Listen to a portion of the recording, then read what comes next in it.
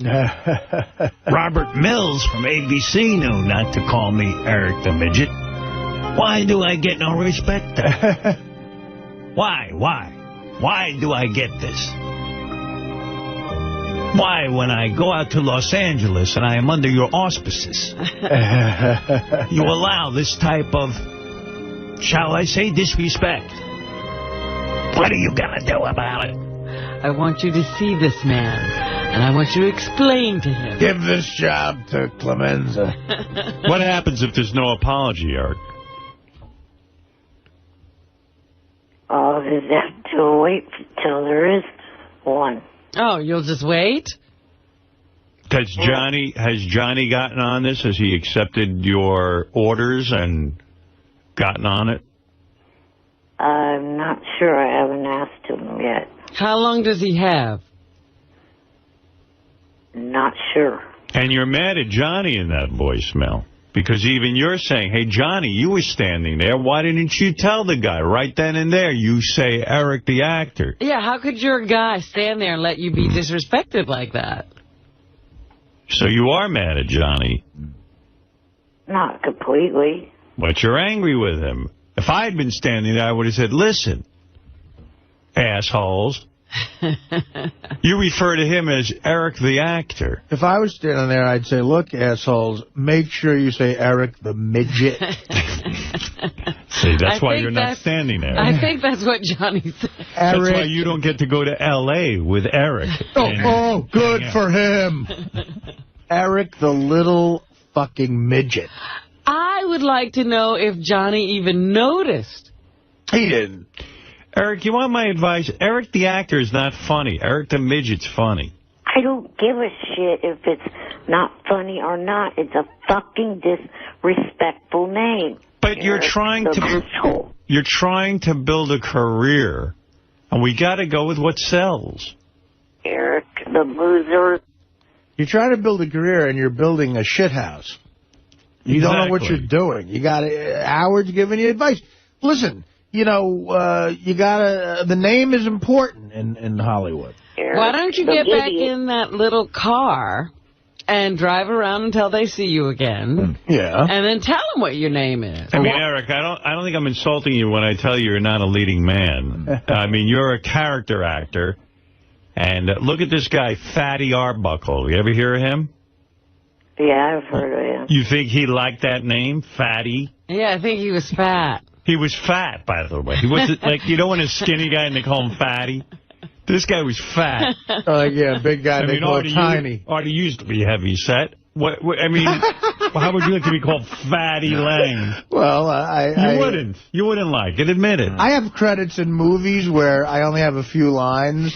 And Fatty Lang. And on IMDb it just says fat guy. See, it doesn't make you feel good. But with a PH. But you know that Fatty 𝗪𝗪𝗪 did it because it built a career around it. And then, of course, I think he ended up in jail. I think so, yeah. Died a horrible, lonely death. Yeah. But, you know, look, that might not happen to you. If I were you, I'd get back in that little car and drive off a cliff. Do you think he preferred... Would you think Fatty 𝗪𝗪𝗪 would have preferred to be called Adam 𝗪𝗪𝗪 and have no career? Or have a career and be Fatty 𝗪𝗪𝗪? What do you think, Eric? I guess the other being called, you know, Fatty 𝗪𝗪𝗪 and having a career. Exactly. That's the way I look at it. It backfires on people when they have an embarrassing name and they don't get the career. Like there's a road comic named 𝗦𝗵cie𝘄𝗿𝗍. I know Looney. Do you know Looney? I know Skip. Yeah, he used to do our show.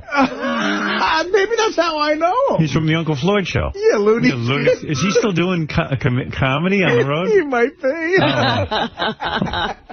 So, you know, sometimes it doesn't work as well. I mean, I'm sure Looney has, you know, some fine... 𝗦𝗵cie𝘄𝗿𝗍. 𝗦𝗵cie𝘄𝗿𝗍. You call him Looney when you're saying, hey, Looney. I call him Looney. That's the best ever, 𝗦𝗵cie𝘄𝗿𝗍. 𝗦𝗵cie𝘄𝗿𝗍. It's so great. I think I once had him on. I know what it was. Here's a story. I was at NBC Radio. And when I was in Washington, I used to have a bunch of guys who worked with me called the Think Tank. And these were 3 guys who were funny. One of the guys had a funny laugh. Right. And I got to NBC, and they were ripping apart my act. They basically had disassembled the whole show.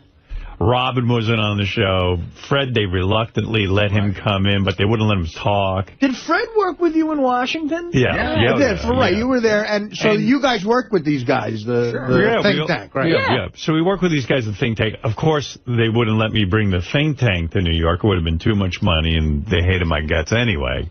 NBC. It was already costing too much. Yeah, it was already costing too much. And they were already plotting to get rid of me. Right. So, and wreck my career. So anyway, I had a friend, Brian Battles, who I knew from radio, who worked with me in Hartford, and he had kind of a strange laugh. So I said, hey, Brian, you mind coming up and doing the first couple of shows with me? And, if something grabs you, let that crazy laugh of yours out. And you'd just be in the background. You won't even be mic'd. Thought it would be funny, because no one, on NBC, you never heard anything like that. Nobody was laughing. Everything was very sterile. Right. So he had this weird laugh, like, whatever it is. Yeah. So Brian comes up all the way from Hartford. He's excited. To laugh. And just kind of be part of the ambiance of the room. It's a good gig, man. Yeah, it wasn't even like a job or anything. It was just like, hey, help me get through the first day, so let's see what happens, kind of thing. And we do the first show, and Pig Vomit, the program director, Pig Virus, he writes me an immediate email. He goes, I don't know Brian Battles. He goes, but if I ever see him in that studio again or hear of him in the building, I will have him thrown out and evicted. I don't want anybody laughing on the show. Wow. Can you imagine getting a memo like that? I'll have the guy thrown out. I think it's funny that Howard got an email in 1981. Well, no, I said I got a memo. You said email. Oh, did I? Sorry. I meant a memo. I thought I heard memo. But anyway, I get this memo, and everyone at NBC gets the memo, too. Like, this was part of the humiliation of working at NBC. That's unbelievable. He said, I don't want anyone laughing. Yeah, he didn't understand why this guy was in the studio. He had not bargained for it, nor had it been approved by him. This is how horrible my life was then. I mean, knowing you now, I was miserable. Knowing you now, I can't imagine. I was insane. You having to listen to somebody like that. Having to acknowledge it. That's why the movie Private Parts worked so well for me, because it was like every time in radio you go to a new market, and you finally break free of the program director and don't have to listen to them anymore. Then you leave for a better market. Right. And you're right back at square one. And it is absolutely maddening. And if I had to go through it all over again, I couldn't. It's a young man's game. Well, I think you do it because you don't realize it's going to keep happening. Right. One of my favorite parts of Private Parts is when I feel your pain so much. Like, you're so happy that the ratings are big or what you... Yeah. And then I think it's in Washington, and one of the sales guys tells you because of your content, they're losing sponsors. Right, nobody will buy the show. And he goes, look, this isn't some furniture store. This is Stereo fucking City. Right. Well, that's what it was always like. One step forward, 2 steps back. Right. Like the Paula Abdul song. Anyway, She gets it. She gets it. Paula Abdul gets it. That's why. By the way, that's why she can't speak English. She's a completely broken woman. Because of her songs, I wear a patch that delivers me pain medication. So anyway, so poor Brian couldn't even be part of our show, and somehow me in my wormy way went, hey, Brian, I didn't want to insult him by saying the Pig Virus never wanted him in the studio again. Right, you'll be arrested and thrown out. So I just basically never gave him a reason why he was back or whatever. I don't know what I did. I tried to ease the pain and make it nice. So then I said, gee, I really missed that element on my show. And the Uncle Floyd show was on. And Uncle Floyd had a guy in the background who laughed at a lot of stuff. It was 𝗦𝗵cie𝘄𝗿𝗱. Yeah, I remember that. I didn't know that. I thought it was just a cameraman with a weird laugh, because there was always one guy. No, it was 𝗦𝗵cie𝘄𝗿𝗱. That was Looney. And Looney sometimes would be on camera. He'd come in and say, "Hey, Floyd." Right. And do this wild sort of joke or, you know, kind of funny joke or something and then leave. So I figured, well, Pig Virus isn't going to challenge 𝗦𝗵cie𝘄𝗿𝗱 because Looney's on TV. It's not the same as Brian doing the laugh. We'll get 𝗦𝗵cie𝘄𝗿𝗱, who's famous. Of course, the Uncle Floyd show was on like a UHF channel on channel 38 or something. Right, you can hardly pull it in. He was famous in Paramus, New Jersey. Well, he had a local following. But Uncle Floyd in Jersey was huge. I asked Looney if he would come in and sort of hang out and laugh. Right, Fred? Absolutely. Yeah, I remember this. Yeah, I know where this is going. So Looney comes in. I can't wait to hear where it's going. Well, I'm not even sure I remember where it's going. I'm going to have to rely on Fred and Robin's memory. But I believe what happened was Looney came in a couple of times, and he was a lot of fun. Yeah. And a good guy. He kind of got it, knew that, you know, he wasn't like sort of an on-mic guy. He was just kind of in the background there, and once in a while chime in. And I believe Pig Virus was steaming. Oh, yeah. Steaming. Hated it. Hated 𝗦𝗵cie𝘄𝗿𝗱. And if I remember correctly, didn't a memo come? Same one. Same memo. It's like he just whited out the other name, put in 𝗦𝗵cie𝘄𝗿𝗱's name. In other words, I will have him thrown out of the building. And it was anything, you know, close to fun is not allowed here. Yeah. So by head between my legs, I had to go to Looney, who was, of course, a big television star, and say, Looney, look. Dear Looney. Looney, I got a memo. How do you write a letter to that? I don't know what I'm going to say, but you can't come. You're not allowed in the building anymore. He goes, what did I do? What did I do? You think I'm not allowed in the NBC building anymore? Looney, you were laughing. You were having fun. So Looney was banned from the show, and even years later when I had Uncle Floyd, I don't think Looney was allowed in. No, he couldn't come in. That's right. And so that's the story of 𝗦𝗵cie𝘄𝗿𝗱. That's great. And, you know, it was unbelievable to me that this Pig Virus, who had never been on the air, who had never gotten an 8 share in Washington, D.C. He might have been on, I think he was one of those, like, wonderkins, like, that got a job in radio when he was, like, 16 years old. Whatever. But it was shit radio. Yeah, it was shit radio. And you know, and here is a guy who hasn't been in my shoes. They're hiring me because I have an ear for this thing. And he's just emasculating me that whoever I bring in is no good, horrible, terrible. And quite frankly, I mean, he was against Fred. He was against Robin. He was against anyone. Against everything and anything. But, you know, with those people, I could at least put up a fight. Right. The 𝗦𝗵cie𝘄𝗿𝗱, I couldn't. You couldn't justify Looney? I couldn't win the 𝗦𝗵cie𝘄𝗿𝗱 battle. You should have gotten even more famous. Like, now we're bringing in 𝗦𝗵cie𝘄𝗿𝗱. Well, there was a guy who originally used to laugh on my show. His name was, who was the guy in the think tank? Steve 𝗵𝘄𝗿𝗍𝗱. I couldn't think of his name. He's a good guy. I think he's still in radio. He actually, the guy, I found him, Steve was, like, in a non-related business. He was in a car dealer? Something like that. I think he sold medical supplies. That's what it was. Was it medical supplies? Yeah. And he was a funny guy.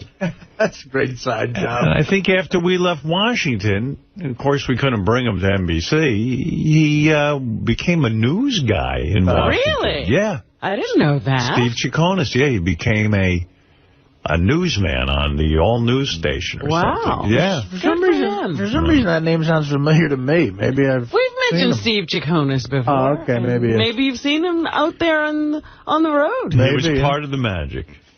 Part of the magic. And, you know, but so I couldn't bring Steve to New York. They would never have done that. And Steve had a wife and 2 kids. He was, you know, he couldn't have come on the road for $4.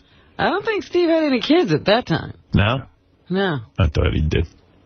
Oh, New York City with 10 grand a year. It's your oyster. Howard, you stayed in this house. You didn't notice there were no children there. I thought I saw children, but I realized it was Fred. You stayed with Steve 𝗵𝗄𝗿? Lived with Steve for a month. Fred and I... I'm reading something here now. Steve 𝗵𝗄𝗿 is a former radio and TV talk show host who's been fishing on the Potomac since the mid-1960s. He fishes local tournaments and writes for several publications covering the Bassmasters tournament trail for radio and newspapers. So apparently... I guess he no longer fishes tournaments to focus his attention on his clients. He always takes his clients to the best spots. So he's doing what he loves. Yeah. He takes people fishing. Yeah. He's in the fishing business? He's like a professional fisherman. And he takes people fishing and teaches them to fish. And he's a guide. I guess he has a captain's license. And he writes for publications. No kidding. That's great. It sounds peaceful. Sounds like a wonderful thing to do. Sounds like he's happy. He's a very personable guy. You know. Gee, I wonder if he misses laughing. I'm sure he laughs when he's going for bass. No, you can't. You got to be very serious. You got to be quiet. Oh, I've been on some bass trips, Rob. You can laugh. You know how? Look at what Gary just handed me. Afternoon drive with Art Rooney. He's no longer 𝗦𝗵𝗄𝗿. He had to get out of the 𝗦𝗵𝗄𝗿 business. Oh, cool. Art Rooney. Art Rooney has had a very successful television career during his time as 𝗦𝗵𝗄𝗿 with the Uncle Floyd Show. He has always kept his hands in radio, working in major markets in Florida and New York, and has found a home on WGHT. He was a regular on Howard Stern's show on 66 WNBC in the 80s. And remains one of the best jocks in the business. There he is. 𝗦𝗵𝗄𝗿 is no longer 𝗦𝗵𝗄𝗿. He's Art Rooney. That's got to be how I know the name. Well, for Uncle Floyd and you, because that name just sounded funny to me to talk about. 𝗦𝗵𝗄𝗿. Art Rooney, yeah. There you go, Rob. Wow. Art Rooney. All right, anyway, so that's the story. A walk down memory lane. Howard, there's another comedian out there. His name's 𝗁𝗄𝗍𝗍 Lenny. I swear to God, that's his official name. And I've seen him at clubs, and his bit is at the end of his... You can't follow him, because at the end of his set... He goes crazy. He goes crazy, and he strips down to just a pair of green Speedos. He's about 6'8" with a mustache. He looks like Michael Richards. And he starts... He tells the whole crowd to say, chant, "Go crazy, Lenny." So everyone's going, "Go crazy, Lenny, go crazy." And he takes whipped cream, and he sprays it all over the crowd. It's all over the stage. So, like, the host has to come back up, and he's slipping on the stage. I mean, the guy's been doing it for years, and his name is, like, "Go Crazy Lenny." That's so what your point is, Eric the Midget seems to be the name, whether Eric likes it or not. You need it, man. Go with it. Yeah, we were just talking about this the other day. Like, the goofy name of my book, Too Fat to Fish. For some reason, Letterman thinks that's a goofy name, and he uses it sometimes. Eric, you see what we're saying? I know you don't like the name, but I think it's become you. Hardly any little person out there likes that name Midget. Right. How many of you watch TLC? No one. None of us. Nobody. We're heterosexual. They have a little people, big world, little couple, and another family. I watched the other show with the other family the other night. The father of that family said that plain as day that... Think about it. Bro, we're starting to analyze this. I think you got a cause. That's bullshit. You don't resemble a human. I say you embrace your name, Eric the Midget, and say, no way. If anyone calls me Eric the Dwarf, I will become irate. Don't call me Dwarf. Right. I'm not embracing that name ever. You have to. You're so funny. You're crazy not to go with it. If you become Eric the Actor, who's going to care about you? Right. No one. A lot of actors out there, man, but not a lot of midgets. Now, Eric the Actor is Eric Roberts.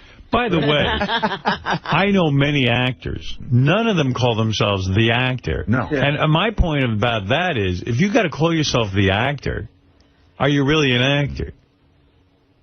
Like, it's not Meryl. Her name's Meryl Streep. It's not Meryl the actress. There's one guy in L.A., he's famous. He's got a big car, and he writes Dennis Woodruff actor on it. And he drives around trying to get parts, and he never gets a part. Right. Because they think it's weird that he calls himself actor. Would you at least think about what I'm saying?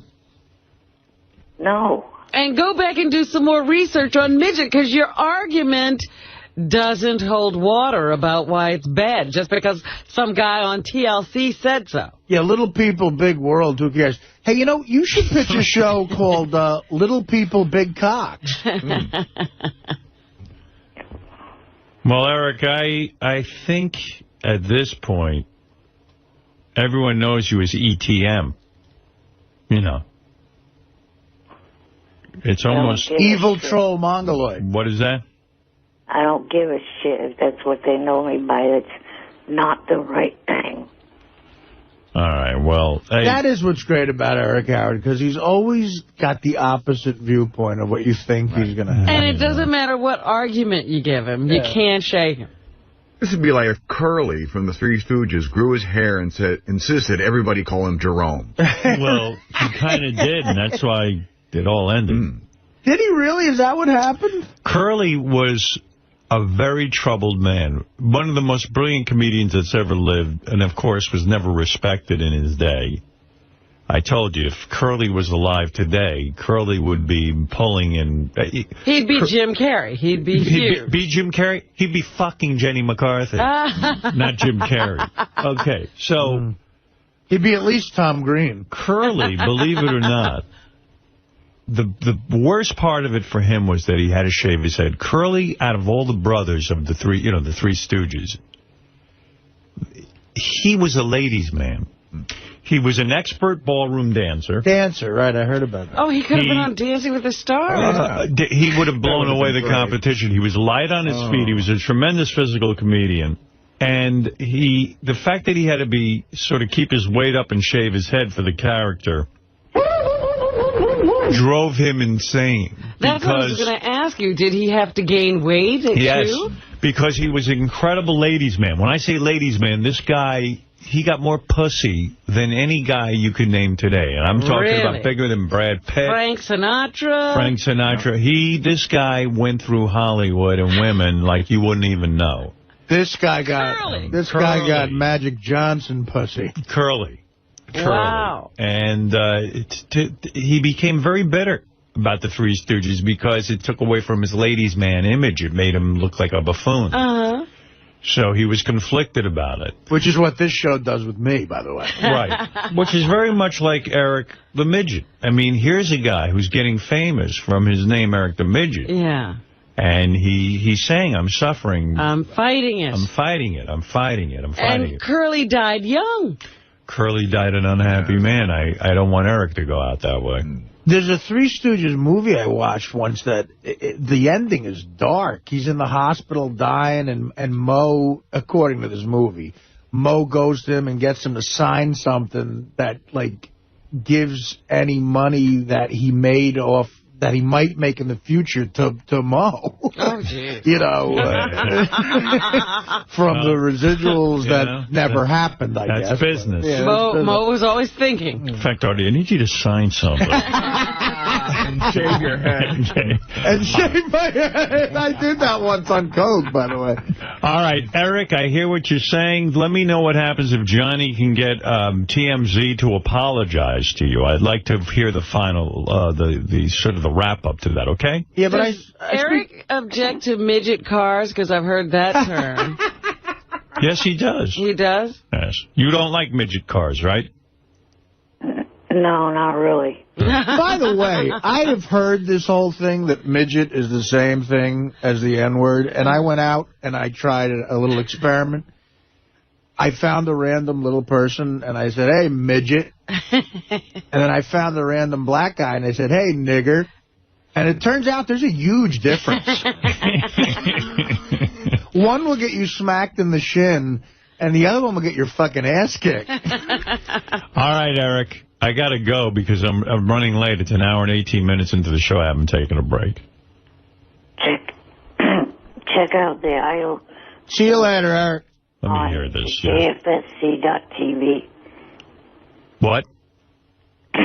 Check out the last idol show tonight on the JFSC.TV.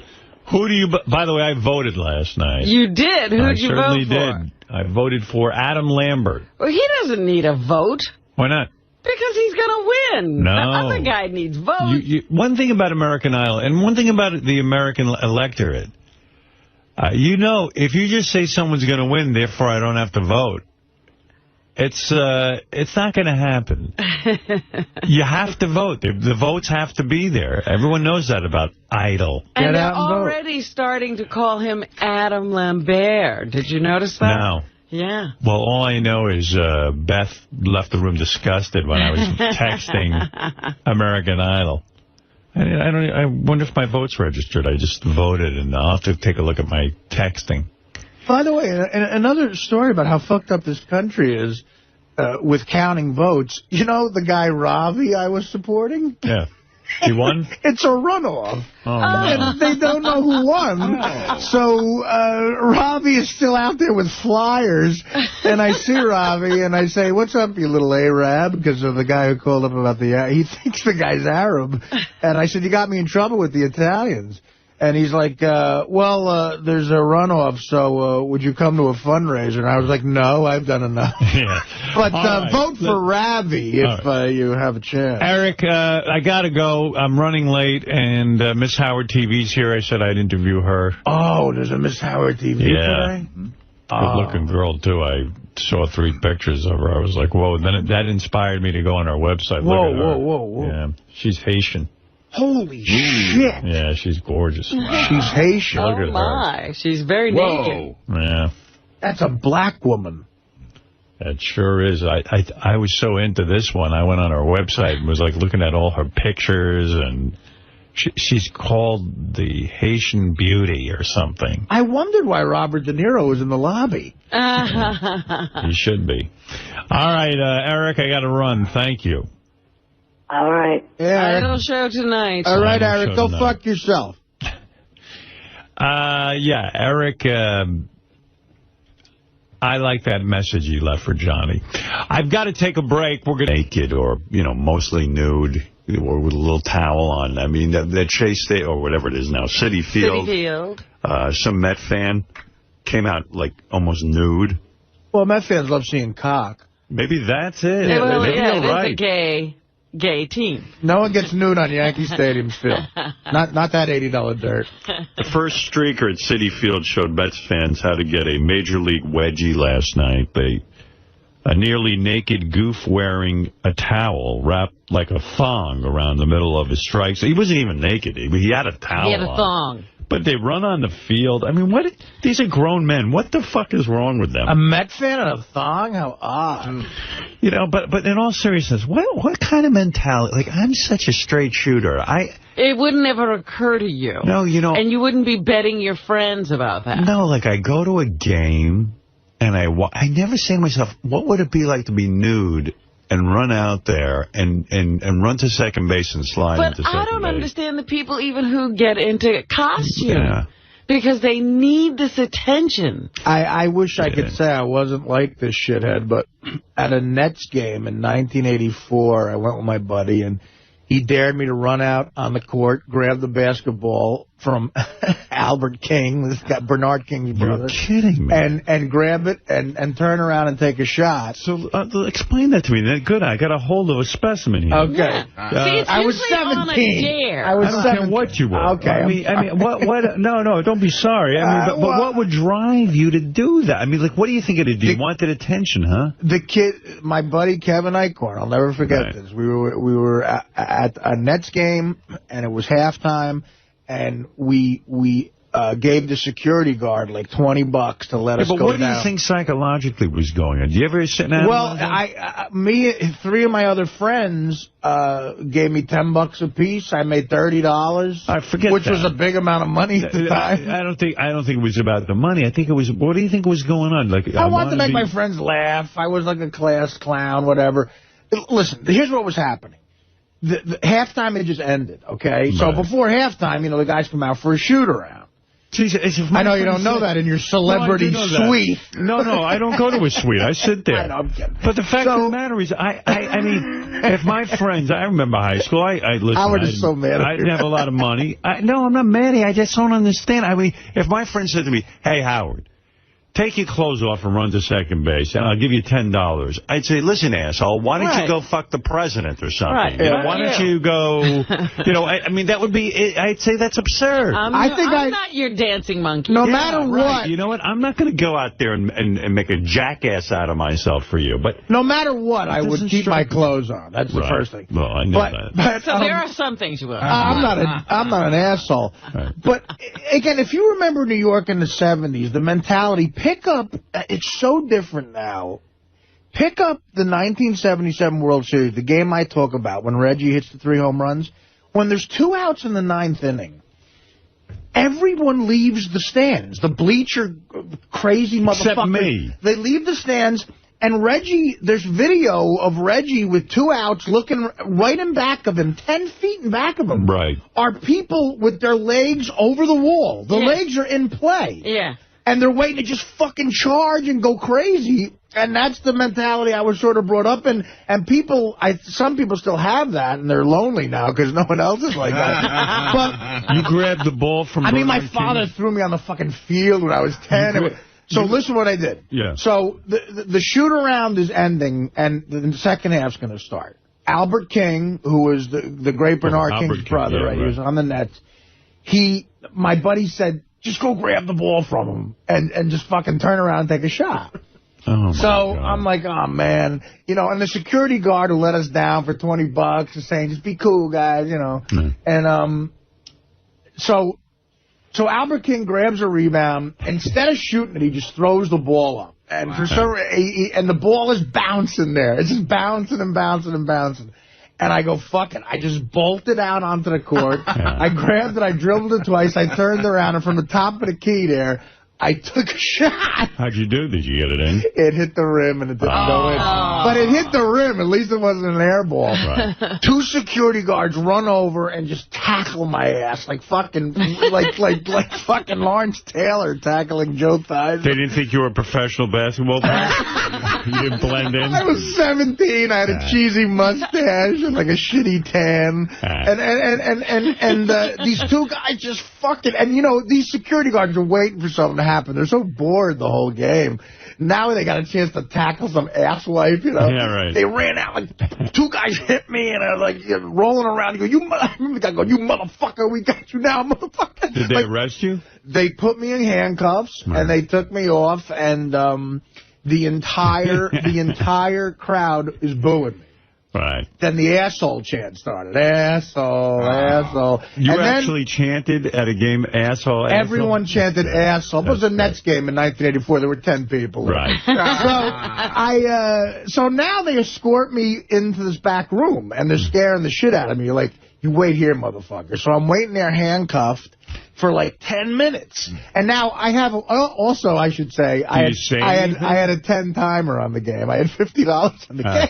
Did you say anything to them? Did you say No, I was being very polite. Right. My old man always taught me, you get arrested, you just be yes, sir, no, sir. It's a good dad. Did your father ever give you suggestions of what to do when you were arrested? No, my father always assumed I'd never be arrested. That's how I was raised. I would have gotten the shit beaten out of me. Miss California was raised in a certain way, and I was raised in a certain way. Right. So I'm sitting there, and I'm going, oh, fuck, because that's all I could think about is my old man. Because, you know, I had been in trouble before, and when that happened, like, he didn't like coming to get me. Right. So they make me wait there and stew for 10 minutes, which was scary. They come back, they go, all right, you know what, you lucked out. We're just going to kick you out of the game. Right. So they take my ticket stub so I can't get back in, because back then, you show your stub, you're right back in.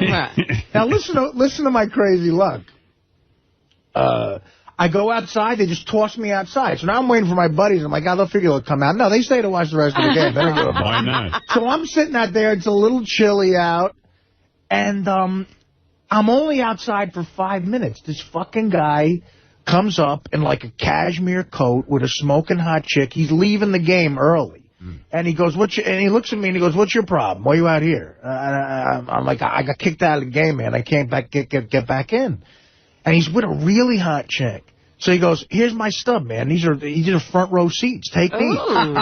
So he gives me two ticket stubs for front fucking row. I'm talking about like the seats you sit in now, all right? God. So I walk to another gate. I show the stubs, they go come right in. So now my buddies are up in the fucking shit seats. I go down, the security guard throws me out on the other side. I keep my head down. I had like one of them 𝗵𝗶𝗿𝗍 hats, you know them. So I put a hat over my eyes so the security guys couldn't see me. I turned my coat inside out, and I said, hey, these are my seats. Howard, I watched the rest of the game from the front row. And it was the best thing ever happened. And my buddies, like, into the fourth quarter, they see me in the front row. They're like, you just fucking took an illegal shot. So my one buddy, Neil, and my other buddy, Kevin, come down. They go, what? And I tell the guards, how'd you get there? I tell the guards, I don't know these guys. I'm trying to sit here and enjoy the game. And they threw them out. They didn't throw them out, but they had to sit in the upper deck the rest of the time. That's great. That is so great. And the Nets covered. Wow. I won $50. You won money, too. Artie's lucky day. Unbelievable. But I was pissed off, much like Gary, that I missed the shot. Hateman actually registered a complaint about Gary's pitch. You know, really? he called him one. You want to hear him? Yes, I would definitely like to know what he thought of Gary's shot. I think you can predict what he says, Rob. Yeah. What do you think he was sympathetic? Bobo Booey, retard pitch. Wow, you did a dynamite job throwing that pitch, man. I saw it on fucking the Met game on Saturday. Unbelievable. The fucking ball was only about 8 to 10 feet fucking out of the fucking strike zone. I mean, you throw like a fucking girl. You fucking jerk off. Artie, you were like right behind the fucking plate there. I saw you. You losing weight, you guinea bastard. Unfucking believable. From now on, that'll be known as the fucking Bobo Booey retard pitch. You stupid fucking guinea fucking greaseball fucking cocksucker. You should have had some fucking olive oil in your fucking hair and got it on your fingers and thrown the real fucking guinea fucking spitter. You stupid fucking retard. You throw like a fucking cunt. Like a cunt. Like a cunt. Like a cunt. Like a cunt. Like a cunt. Like a cunt. Like a cunt. Like a cunt. Like a cunt. Over and over and over. You know why I think he's really Italian, that guy? Because he didn't go, giddy, giddy, giddy, giddy, giddy. Giddy, giddy, giddy, giddy. I don't know what he is, but he's huge. First of all, he said kind of a nice thing. He's like, Artie, you look like you're losing weight. Yeah. Yeah, you actually got shout out for you. You got a nice little comment there. You look like you're losing weight, you guinea bastard. Eric, you're on the air. Good morning. Good morning, everybody. Everybody. Hey, there's a couple ugly couples or odd couples in Hollywood, and I was watching that VH1 Rock Star Wives. Do you think there's an odder-looking couple than you and Beth? No, in fact, listen, whether I don't think I'm particularly good-looking, but Beth thinks we look good together, and that's all that matters to me. You're height appropriate. Right. It's not that odd. I think there's odder couples. Yeah, you see us together, we make a nice-looking couple, I think. I don't think we look odd together, but I'm not going to name names, but there are a lot of odd couples. Oh, I'll name them, Rob. Email them to me. Really sounds like. All right, let me play a bunch of things here that are sitting around, including that game, but I just want to get through a bunch of things, get them out of my computer. All right, here's a bunch of voicemails that came in. Yucko, the clown's been trying to get booked on the show, so Yucko used Gary's latest health problem. Gary has a kidney stone so big that it could actually shut down his entire kidney, and they're saying if they can't blast it out with a sonogram type. No, ultrasound. Ultrasound. If they can't blast it out with that, they got to put a camera and a tube up his cock and, like, fish it out. Or else his whole kidney will shut down. So anyway, Yucko used that to his advantage. Hey, Gary. it's your kidney stone. I'm in your urethra right now. I'm gonna fucking rip your dick apart when I come out. So you better book Yucko the Clown. You better fucking book me, or I'm gonna call a bunch of my friends to get in your left fucking kidney, and we're gonna fucking have a fucking rock party in your fucking kidney. So give me a call back. Very creative way to get booked. And I'm gonna be there Wednesday and Thursday, man. So I'm the kidney stone. Except Yucko screwed it up. He goes, I'm the kidney stone, so you better book me.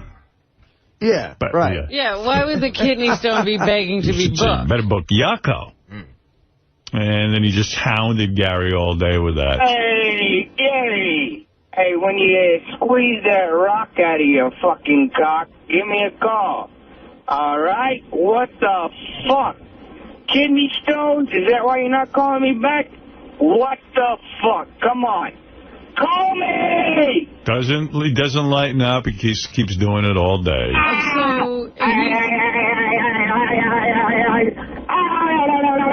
Come on, Gary, call me. How the fuck do you get the Tums past your gums anyway? How do you get the Tums past your gums? See? So he just tortures them all day. It goes on all day. That's a good way to get booked. Torture the booker? I'll have to book him.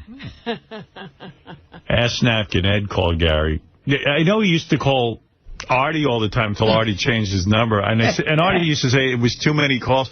In this call, Ass Napkin Ed calls Gary and then can't even remember why he called. Can't remember his phone number. That happens sometimes, too, when he would call me. Well, he's probably drunk or something, isn't he? I don't know, because Gary said it's unbelievable. The guy couldn't remember his phone number. Gary, Napkin, I have to talk to you about a few things. I like that his name is Napkin now. You know my number. It's 71656. Or, wait a minute. Well, you know the number. Give me a call back. You can't have always someone doing your dirty work for you. Give me a call back. Yeah, I think Gary's been pawning him off on Will or Jason to call, and then Gary did call him back. And he said Ass Napkin couldn't even remember what he wanted to talk about. Oh, boy.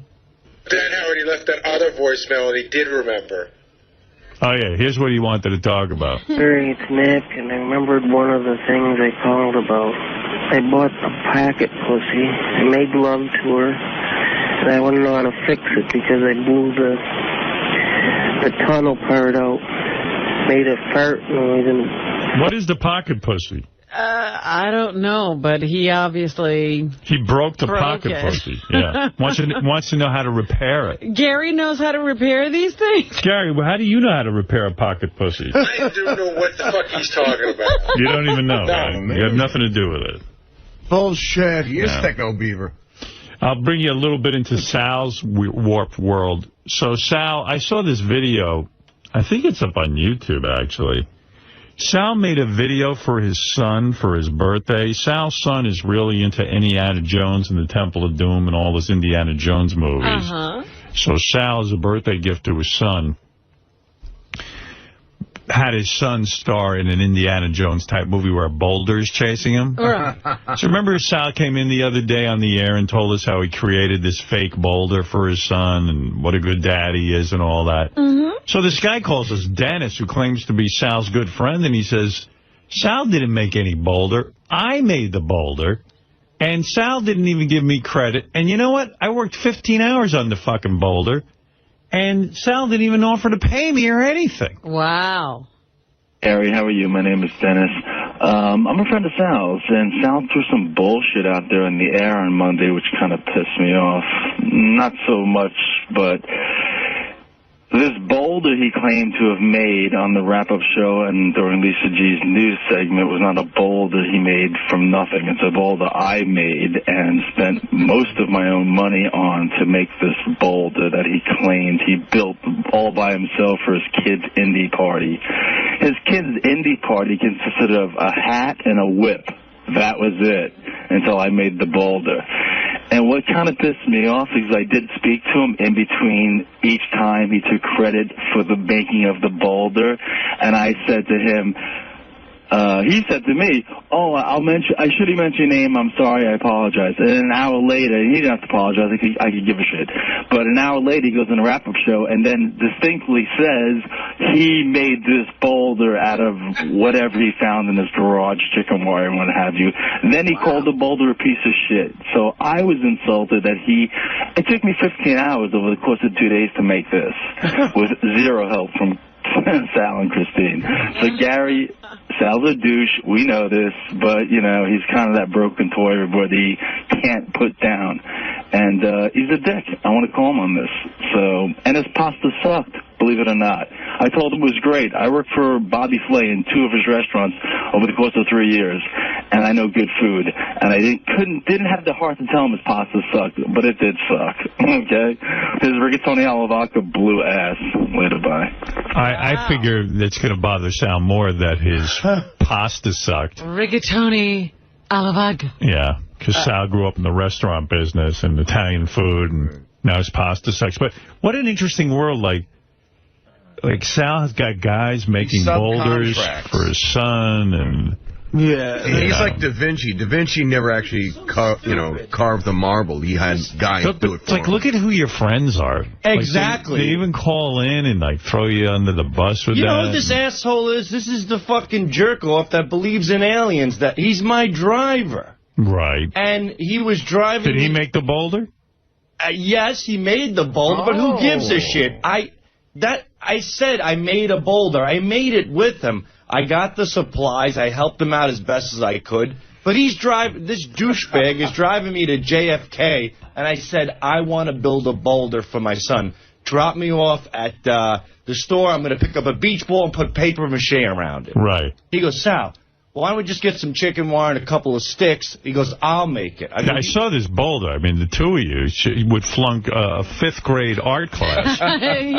It sucked? Yeah. Oh. Well, here's Sal's Indiana Jones video if you want to see it. And there's the boulder chasing his son. This is his son being chased by the boulder. Keep going. There it is. That's the boulder.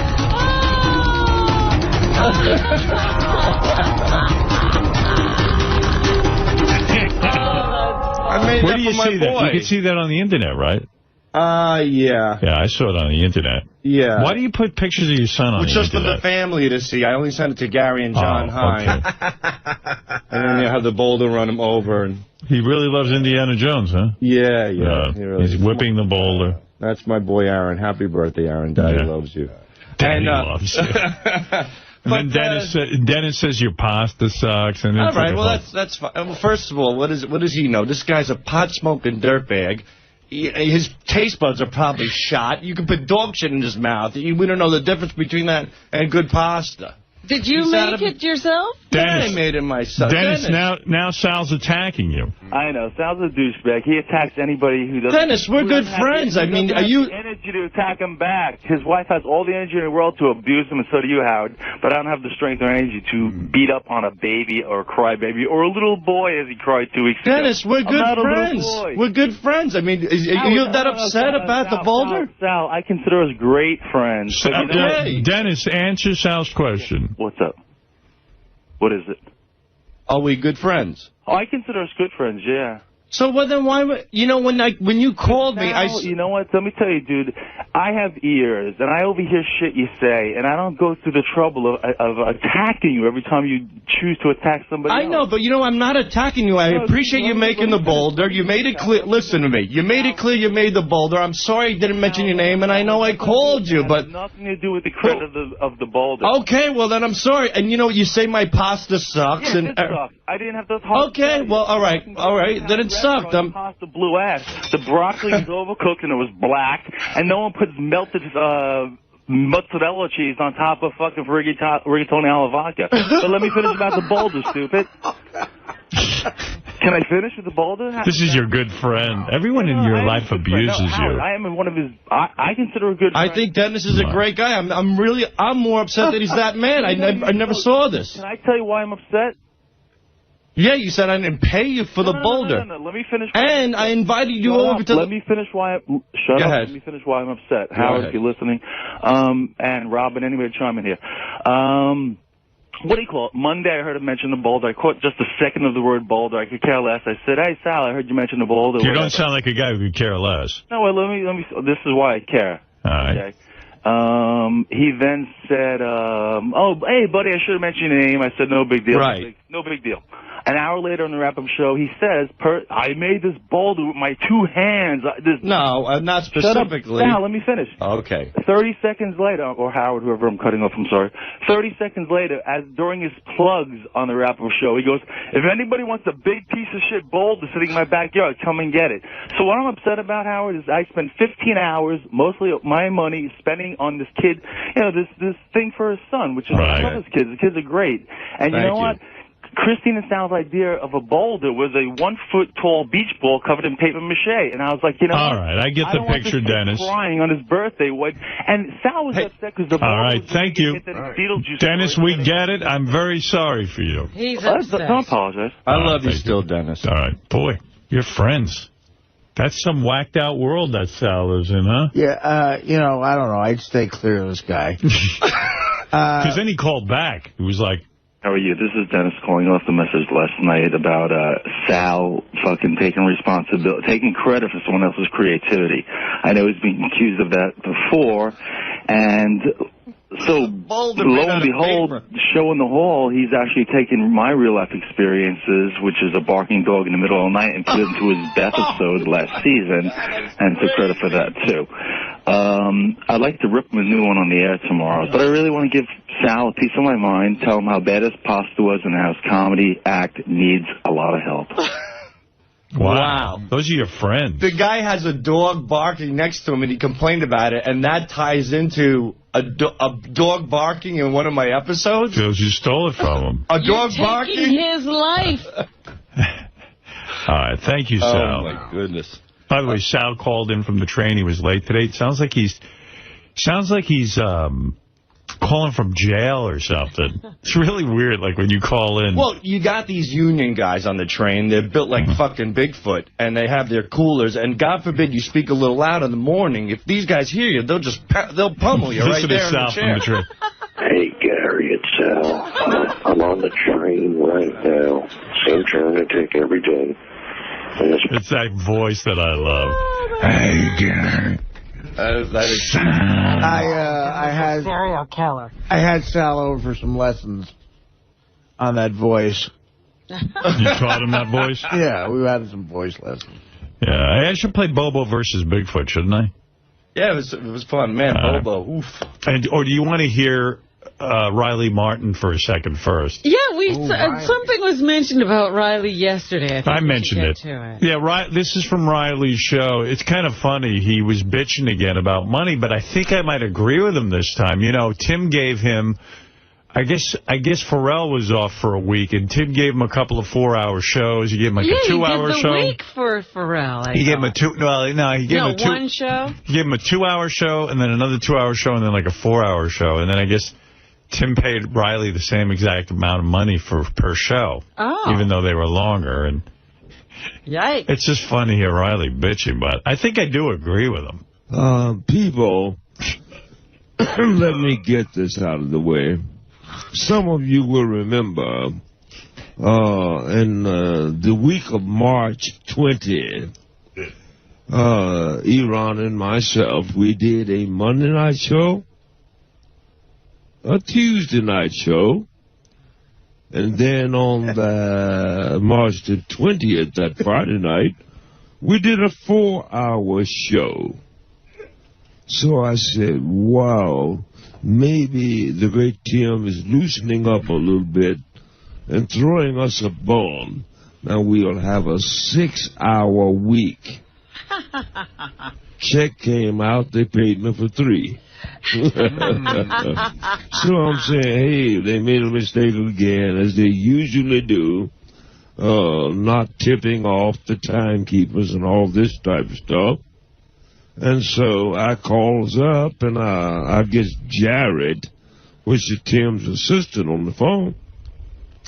And I said, kid, we had 6 hours coming this week. I only got paid for 3. What's up on that? He said, well, Tim say you do 1 show, you get 1 pay. He said nothing about no time limit or what have you. You just get the same thing, 1 hour. That's all you get. And naturally, it broke my heart. It was downtrodden.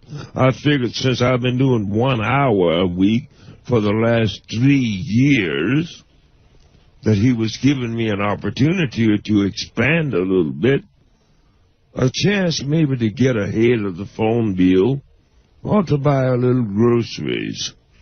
It's like this. If a person hired you to go 12 miles and pick somebody up and deliver them somewhere, and you did it, and that person said, I'll give you $12 a day. And so, okay. Several days later, they said, well, they moved and, a little further, but now go and get them and come on back, I'll take care of you. And you go over there and you come back and they hand you $12. He said, yo, hold on up, dude. I don't be no stickler in the mud here, but I drove 48 miles one way, which is 4 times the distance. What's up on this $12 thing? Well, I promise you, $12 a day, $12 a day. I said, take or leave it, boy. And this is essentially the way that Tim Sabean has done me. I'm sure that it's going on and on. And Robin and Howard and perhaps some of those above them got a good laugh out of that. Boy, we snookered them jigs, didn't we? Oh, I'm sure they got a good laugh out of that. I think that's exactly the way we put it. Requisition. Robin said it. From me and Iran would not have paid for 1 session of he and Robin going in to pump that stuff up their butts and just flush out them nuggets and what have you. But now, wow, I'm beginning to think that there is no decency, loyalty, humanity in the world. Now, legally, there's really nothing I can do because I was under the understanding I started with a 1-hour show, so I get paid for 1 hour. But since they juiced me up, they did not tell me, hey, we're just going to pay you for 1 show, 1 hour. Or I would have had an opportunity to either do or decline. They did not tell me that. So essentially, they're telling me there's no such thing as decency, fairness in this showbiz thing. We shall always be, me, Robin, Howard, and the rest, will always be lying, backstabbing, thieving, underhanded people on the face of the earth as best we can. And starving you out doesn't bother us in the least. In fact, we've ate so good until we got to run stuff up our butts in order to get rid of some of the fat and what have you. It breaks my heart because... Well, anyway, I was saying to myself, first of all, if the guy needs money for phone bill and food, I would suggest he treat the 3 hours that he does as a hobby and really get a real job. He doesn't do 3 hours. Does he do a 3 hour He does an show? hour a week. He does an hour. Yeah, whatever he does. I would treat that more as a hobby and get like a real job and pay your phone bill and pay your food bills. When did a 1 day a week constitute a job? I don't know. But we just thought it would be a fun little thing for him to do. But he's somehow relying on this as his entire lifestyle. It's now his livelihood. Right. So What happened there, though? Although I do agree with him, if he does a longer show. If he is working more, he should get more. Yeah. Well, let me tell you, for the first time in a long time, I agree with Riley, and I had to clarify some things in this contract because there was some language that... Clarify. Just a contract? Yes. That little bit of money is ruled by a contract? Right, absolutely. And I had to clarify some things. Somebody has been taken care of for the 4 hours. So. He has been taken care of. All right, good. All right. So getting a contract together probably costs more than Riley makes. Yeah, how much do we have to pay a lawyer to draw up a contract with Riley? Why did you make... I'm curious. Why have a contract with Riley? Why not just, like if he shows up and does his show, great, and if not... For our protection, so that we own the content and we have control and so forth. I see. Well, great. You stupid bastard. We own the content. That's some content. The content is a bunch of aliens and... This gobbledygook. and bashing us for giving him an hour a week. Right, and him bitching about the job. That's the content. Tim, are we scared of losing that content? Is somebody else after it? Wow. Yeah, why should we give up our content? Hard way. They have majorly hardcore fans. I love Steve. I've had him on the show many times. He's great. But I always think he's going to kill himself. Like, he'll all of a sudden light himself on fire. And I go, one time this is going to go horribly wrong. He's a liability. That's the fear, because he feels he has to deliver that. I know. And it was like, he is going in the stand-up direction, but anything like that, there's a sadness to it. I hadn't heard your roast in a while, and then I realized you were making some funny jokes about Patrice O'Neal's diabetes. Yeah. He's a comedian. I've had him on the show. Yeah, I love him. But he had like a stroke over the weekend. He did. He had a stroke. Did he? Yeah, I saw that. I didn't even hear that. I saw that on Twitter, that he had is it a severe thing where I think so. Like, there's only been, I work at the Comedy Cellar a lot, and there's only been some sprinklings of what happened, but it's What's really... the sprinkle? I mean, what do you hear? He's not seeing anyone. Like, nobody's allowed to go see him, but he... God, I don't know. I'm going to start crying. He was, like, passed out. I think maybe he can blink, but he can't move, he can't talk. But this is, like... Third-hand information. Yeah, so, but if anybody wants to email loveforpatrice@gmail.com. Very funny guy. Set up. Incredibly funny, yeah. Oh, he's one of the best comedians working. I think people who don't know much about the roast think that there's any sort of venom there, but it's like... It's more, you get to go after the comedians the hardest. Right. It's called Love for Patrice. At Gmail. At Gmail. And you can write him. Just write, you can just... Is he going to live? You don't know. I don't know. I just thought all comedians know the health of every other comedian. No, I mean, he's a friend. Like, they're a small community. Especially the New York comics, it is kind of a tight-knit thing, but it's that there aren't really answers yet. It's not that I haven't gotten word. There's no real answers yet. So did it ruin the foot joke? I mean, the fact that Patrice... No, I still think that's like a sweet, sweet joke. That joke was gold. Yeah. But no, he loved it. He was... and he's been in here. He's the most vicious. He can just slaughter you. Oh, my God. Funny story. I thought he was terrific. I heard some comedy tape of him. Amazing. So I invited him on the show. He came on a couple of times, I think. I think I have this right. I'm not sure I even remember. So at one point I said to Gary, gee, we haven't seen Patrice O'Neal in a while. He said, oh, he's not doing the show anymore. He's mad at you. I said, what did I do? I don't even know him that well. You had a falling out. We had a falling out. And he said, you were on the air one time. You couldn't think of his name. And you said to Robin, he's a heavy set or a fat black guy. I can't think of his name, the comedian we have on. So Robin said, oh, Patrice O'Neal. And he got angry with me that I didn't remember his name. Really? Because he still talks to me. I saw him outside. Did you? Not too long ago. And I said, hey, Patrice. And he was like, hey, Robin, how you doing? Really? Oh, well. But I hadn't seen him in here, and I did wonder why we hadn't had him in. He's sensitive. He's a sensitive man. He holds a grudge. I said to Gary, I said, oh, that's such a shame. I said, I don't he was know always him. Funny. Yeah, he's great. His name was not on the tip of my tongue that day, but I was trying to describe to Robin who I was talking about. Yeah. Anyway. He should understand that sometimes I have to remind Howard of my name. Yeah. Well, yeah, right. Yeah, who are you? You were great on the roast, Robin. Oh, Thank you. Did you have fun doing that? It was a lot of fun. Yeah, right? A lot of fun. But it's tough. It's like all your worst nightmares as a child in school coming true. Was that the first roast you ever did for Comedy Central? Yeah, I found out 2 weeks before that I was doing it. So are you the hot girl who now gets the Whitney? Are you going to coming? take the Whitney slot? Do you get the Whitney? I'll take that slot for sure. You'll I'll take Whitney's Lampanelli's slot. I'll take whoever's.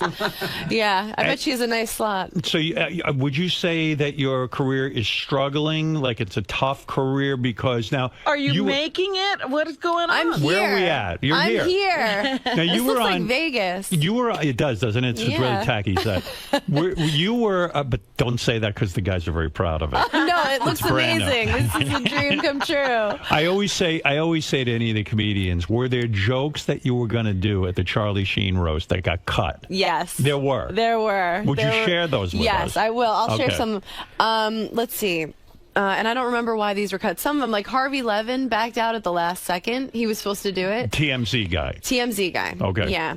And did you know he's gay? Yes. Yeah. Oh, okay. I didn't We've know had that him until on. I was. Oh, okay. Okay. He just talked about cock nonstop, and Yeah. you were like, "Oh, wait a minute." It dawned on me. The whole time. It actually dawned on me that he was gay when he talked about cock for 20 Is that minutes. what led you to believe that? That's right. I said, Harvey, you are one tiny little queer. The only box you'll ever come close to are the three you stand on to see over the cubicles. I said, you've done more fudge packing than a Keebler elf who loves anal. I said, Harvey, you bottom-feeding, despicable Jew. And I could say that 'Cause you're because Jewish. I'm honest. Right. You make your entire race go from saying never again to, well, just this once. You should have been there. I know. He backed out. I was so bummed. That I would've was been going to so go after good. him. Yeah. Now, do you write these yourself? Yeah. Wow, that's hard, huh? To It sit in a is. what is the process of coming up with roast jokes? What is the inspiration? Like, what do you do? You just do you sit yourself down in a room Yeah. and go, I am going to think about Harvey Levin. About What's the meanest, worst thing? What do I think his deepest insecurity is? Right. Or just like my fat jokes about Shatner. I had originally written those for John Lovitz, but Lovitz looked pretty good, so I was like, I just kind of Switch 'em. transferred them to Shatner. And then I found out while we were sitting there that he's like in his 80s. Yeah. And then I'm like, I'm calling this 80-year-old guy fat. But made like, it even give him funnier. a break. But he was a good sport. Right, yeah. right. But they cut Do out you my feel- Jeff Ross ones. Do you feel bad about making fun of people at all? Does it get? If I thought I really hurt someone's feelings, I would feel like shit. Do you come up with really mean jokes that are so bad that you go, I cannot say this on a roast? Yeah. But that's the process. You've got to let everything fly. Yeah. And then you kind of tone it Which down. is weird because that Steve-O joke, I did not think that was going to be anything. You know, I didn't go into this roast like, I don't care who I hurt. I want to see my name in lights. I just wanted to do a good job and write jokes that I was proud The of. other one I thought that was really was the, those two women whose lives Your you daughters? ruined, your daughter. Yeah, that was good. Thank you. Yeah, that was a real good one. I thought that was one that would have gotten more flack. But How long you never does know. it take you? Like, you get basically like 2 or 3 minutes on those roasts. Yeah. How long does it take you to come up with your roast material, your A game for a roast? Well, it's 6 minutes. We each get Okay. like between 6 and 8 minutes, except Jeff Ross gets like an hour. Right, because he's so good at Yeah, it. he's the best. Right. He's the best. Well, Geraldo was the best. Yeah. Greg Giraldo was great. Oh God. Yeah. So I think I found out that I might maybe do it like a month before. So I just started writing, and going around trying my set out. When I found out I was definitely doing it 2 weeks before, I went to every club and tried out the jokes. Every joke, right. And Yeah, Charlie which is Sheen is pretty easy. I mean, that's a lot to work with, and you don't feel bad doing it because his life is pretty awesome. Yeah. Right. Yeah. There's like not that much sadness to him, and I was glad he had us all over at his house the night before. Oh, really? At his manager's house, and he was just so cool. He just, I think, wanted to look us in the eye and make sure we weren't like, we're gonna get you. That's kind of weird. I had no idea. Yeah, I didn't know that. What a preemptive strike. It was, I thought it was a great idea. It's just because But does that make you eliminate some of the jokes that the fact that you were at his home? when Lovitz wasn't wasn't really fat. I eliminated those jokes. No, but I mean, did it make you eliminate any of your Charlie Sheen material because you were meeting him? Oh, no. No, not at all. I would think maybe that would ruin it ahead of time. If I was Comedy Central, I'd be like, no one's getting together the night before. No, they liked it. I think they're going to make it a tradition. I see. Because it's like, the way I felt about it was like, we're all kind of we're all doing this show together. We're all making this show together. What do you mean they decided to call you like a month in advance and say maybe you'll be on? Well, they shoot for the stars. Like, I think they put an offer out. They put out offers like Johnny Depp. You know, they hope someone's going through a bad phase. Like, they'll just catch someone having a meltdown. But is Johnny Depp really the right guy to have to one of those roles? You got to be really He's hilarious. No, I'm just kidding. I'm just Johnny Depp, I mean, would be a disaster. Although people are excited to see Johnny Depp, the movie star. People love famous people. Yeah, but I mean, you need a couple of views. I don't need comedian, like comics do the best on there, no question. They right. sweeten everybody else's set after the fact, but the comics I think always do the best. Yeah. But yeah, my favorite part of the whole process was running around getting ready. So what did they cut of you? What did you say about Jeffrey Ross that they cut out? Oh, they cut out all my Jeff Ross jokes. Really? I to intro to him, I was like, Jeff Ross is gross. I was like, but I mean, I could see a girl hooking up with you, Jeff. I would sit on your face just so I wouldn't have to look at it. That's good. Why did they cut that? I don't know. I think just for time. They like to see the stars. Like, I mean, you know, and he's a star, but he's not Sheen. Kate Walsh she's had such a full life, but no one to share it with. She really proves that no amount of money in the world can fill the hole that her uncle used to. They said no. They're like, no. I'm like, okay. I don't know. I would have liked her. Right? Yeah. Why not? Yeah. She was cool. She's so cool. She would have been fine with it. Does it kill you inside when you've crafted these jokes, you went to comedy clubs, and then they go, ooh, and they stay on that piece of paper. You mean the audience or Comedy Central? Does it kill you that, like, you spent all this time working on a joke, and then suddenly Comedy Central says at the last minute, ooh, no, no one's ever going to hear it? Yeah, it hurts. Does, right? It's like a loss. Yeah. Yeah, because, I mean, you can't wait almost to deliver that joke. Yeah. There's so many changes last minute that I was like, oh, it's going to be like this. Like, I was supposed to go up earlier, and then they're like, you're going almost at the end. So it's all these things, and you're just like, oh, and they don't care about, they care about the celebrities. I didn't even get, like, my makeup touched up. Nobody told me the red carpet had started. I was like, anyone want my picture? And they were like, no, thanks. No one knows you. Do you have these jokes memorized, in a sense, because you've worked so long on them? Well, I only worked for 2 weeks on them, really. So a little bit, like, I'd said them a bunch, but they're not on the tip of my tongue like my act would be. Is it your biggest fear that you'll craft a joke for the roast, and then you're delivering it, and then you stumble, like, over a word, and then all of a sudden, like Sarah Silverman told me that's her biggest fear. My biggest fear is rape. Rape. Next to rape. Then, right after rape, a close second is, no, not at all. I don't know. I don't think so. Would your biggest fear be getting raped at the roast? Yeah, getting raped on TV. And stumbling over your line. Yeah. Oh, my God. Speaking of rape. Yeah. So the one taboo thing they said to you, you can go do the Charlie Sheen roast, do whatever you want. But Mike Tyson, you can't mention talk about the rapings. You can't talk about rapings. Yeah, but we like sort of skirted around that because once they realized, because it wasn't the network that said no rape, it was like, I think Tyson's wife, or they were like, hey, can we just sweep that rape under the rug? Yeah. And we were all like, yeah, of course, we wouldn't bring that up. But one of my jokes, I just said, when you speak, you sound like a girl crying. Do you give yourself an erection? But he was like, he didn't even understand that. Yeah, it was that felt bad. That felt like like making fun of someone who was just like, what? Why didn't you say? The whole time he was saying, hey, are we going to take this? I was like, oh, that brings up the rape to me. I know.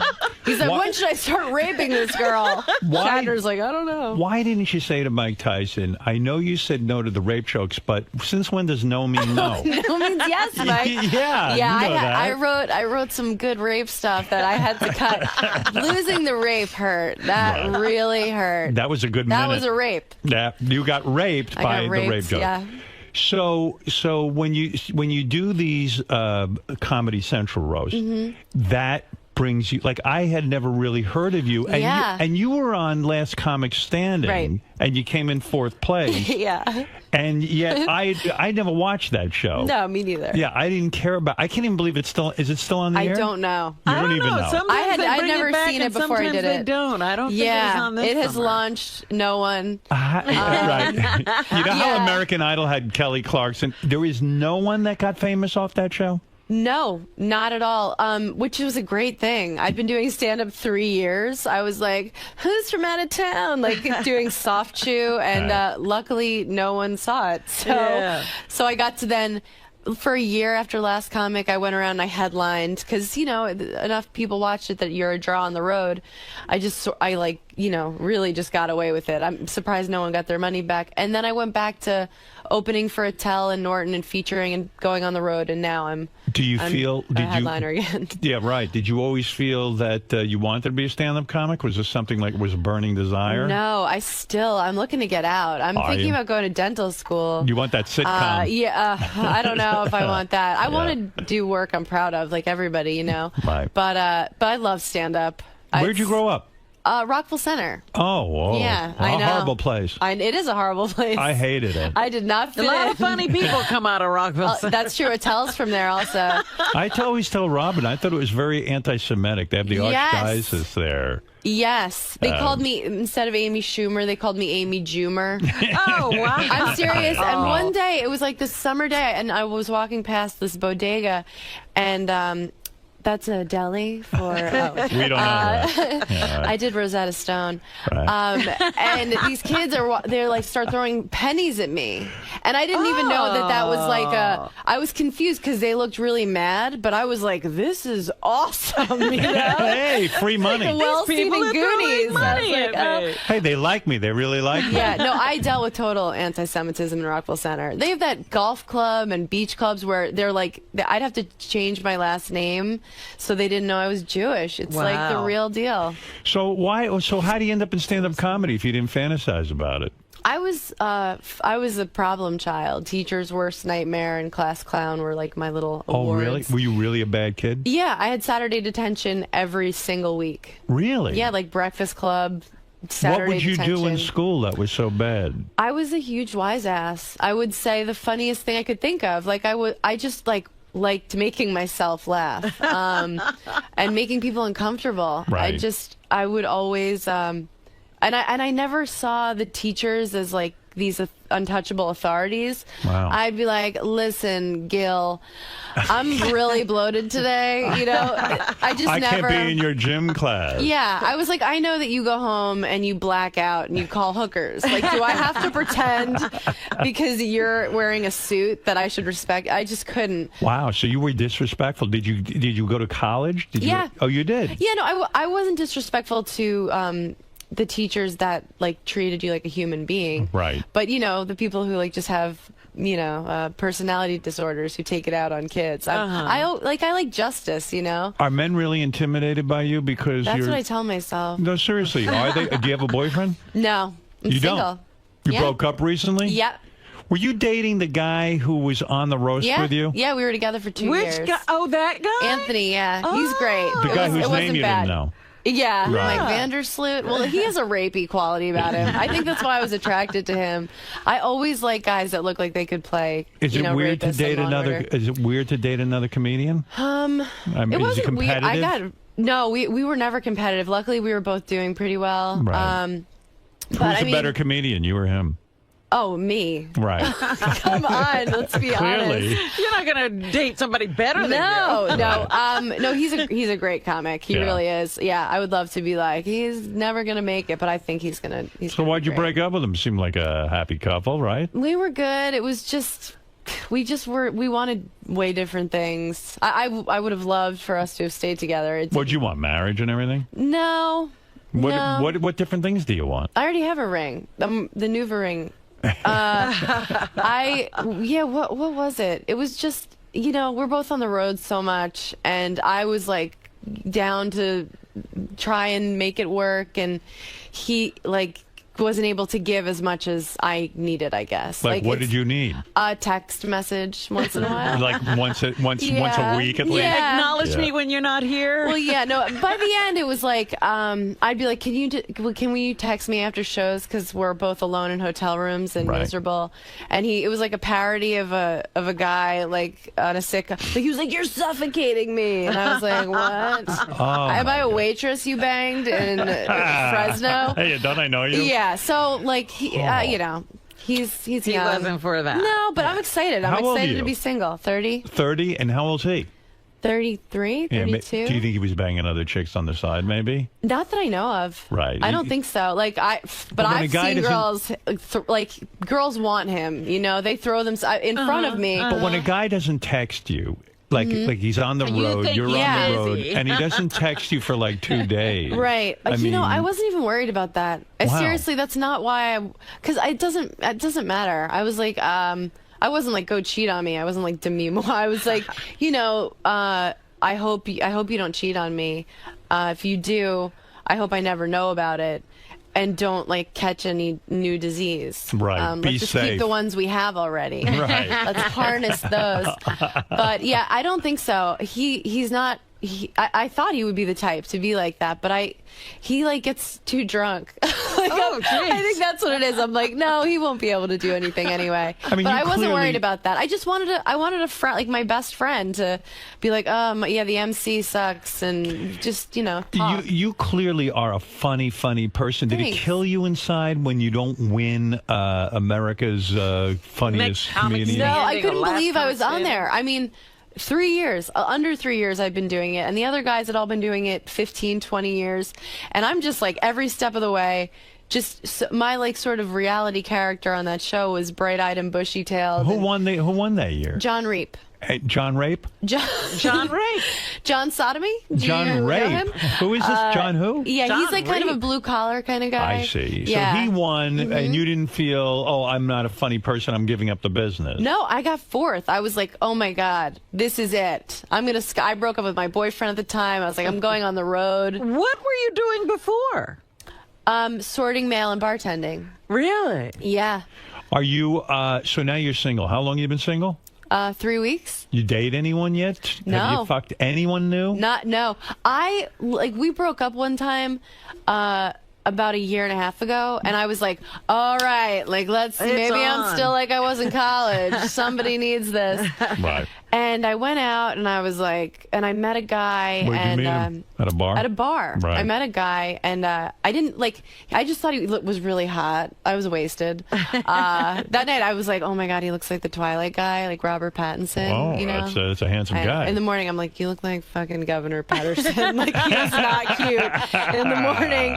And I'd never dealt with an uncircumcised penis before. Oh, he was uncircumcised. He was uncircumcised. And what was he, European? He was French. Ah, I didn't even know he was French. I thought we were both just like faking the accent, but like I really realized like that men don't warn you; they just like roll it out, Yeah. And so I had to become an award-winning actress. I'm like, oh no, that's totally cool. I'm like, Mom, can you come pick me up? I got into something here. Because men don't ever like tell you what you're about to deal with. You know? never saw an uncircumcised penis in your... I don't think I've ever seen one, except for Sal, who whips I've it never out even every seen them minute. in porn. Like I was like, what is that? Are we having a pillow fight? Like, why is the gnome from Travelocity in your underpants? Yeah. Like, Was it I was gross? thrown. Like, did it smell or something? Oh, sorry. Yeah. It did. It was gross. So did you blow him? No. No. So what did you like start giving him a hand job kind of thing? I tried, but it was like an ice cream cone had melted in my hand. I felt like a magician with the scarves, just pulling. I was just like, get me out of here, Right. But he was like, the French guys are different. Like he didn't expect anything. He like couldn't believe that this was happening, and he was really sensual, and he started to pick me up. Like when we're kissing, and then I think he realized that he was in over his head. I kind of got planted back down. I'm like trying to feel sexy, and he's like winded from trying to hoist me. But we were like, he gave up like immediately because he's French. Right. And we know how they are. You know how that goes. Right. But I left in the middle. I really did. really? Yeah, but it wasn't because of, like, I was like, all right, like, your penis is making me ill, the thought of it, but, like, this little gnome, but it was... Was it a big penis? It was fine. It was totally acceptable. And so you pulled back and you saw, like, there was a whole different vibe I to threw it. the skin over my shoulder Right. like a team player. And so then he put it inside of you. He put on a condom. He Yeah. put it inside me, and then we had to stop after like a second. Why? Because something was wrong with the condom, and he was fixing it, and I was looking at him, and he was like, "Well, don't look at me." But he was like, "Well, don't," and I was like, "Ew," and I was like, "You know what? I'm sad all of a sudden. I miss my boyfriend. I'm gonna leave," which you can do as a girl. Yeah. Like if a guy's like, "You know what?" You're like, I mean, that's so. Do you ever feel as a girl like sometimes you have to say to the guy, "Okay, he was in me already. I should let him finish. So let him fuck me a little bit longer." I mean, we went this far. I felt no responsibility to Good for you. for this guy to achieve orgasm. You're very healthy. When I was younger, but I had a guy. I met a guy in Montana when I was like 19, and I was like, oh, he was so hot there. He was like a mountain climber. Montana hot. Montana. Muscular. He came and visited me in New York. Doesn't translate. It's like when you get that moo when you go to Hawaii. Yeah, you you're can't like, wear it when you come cannot home. rock it when you're back at home.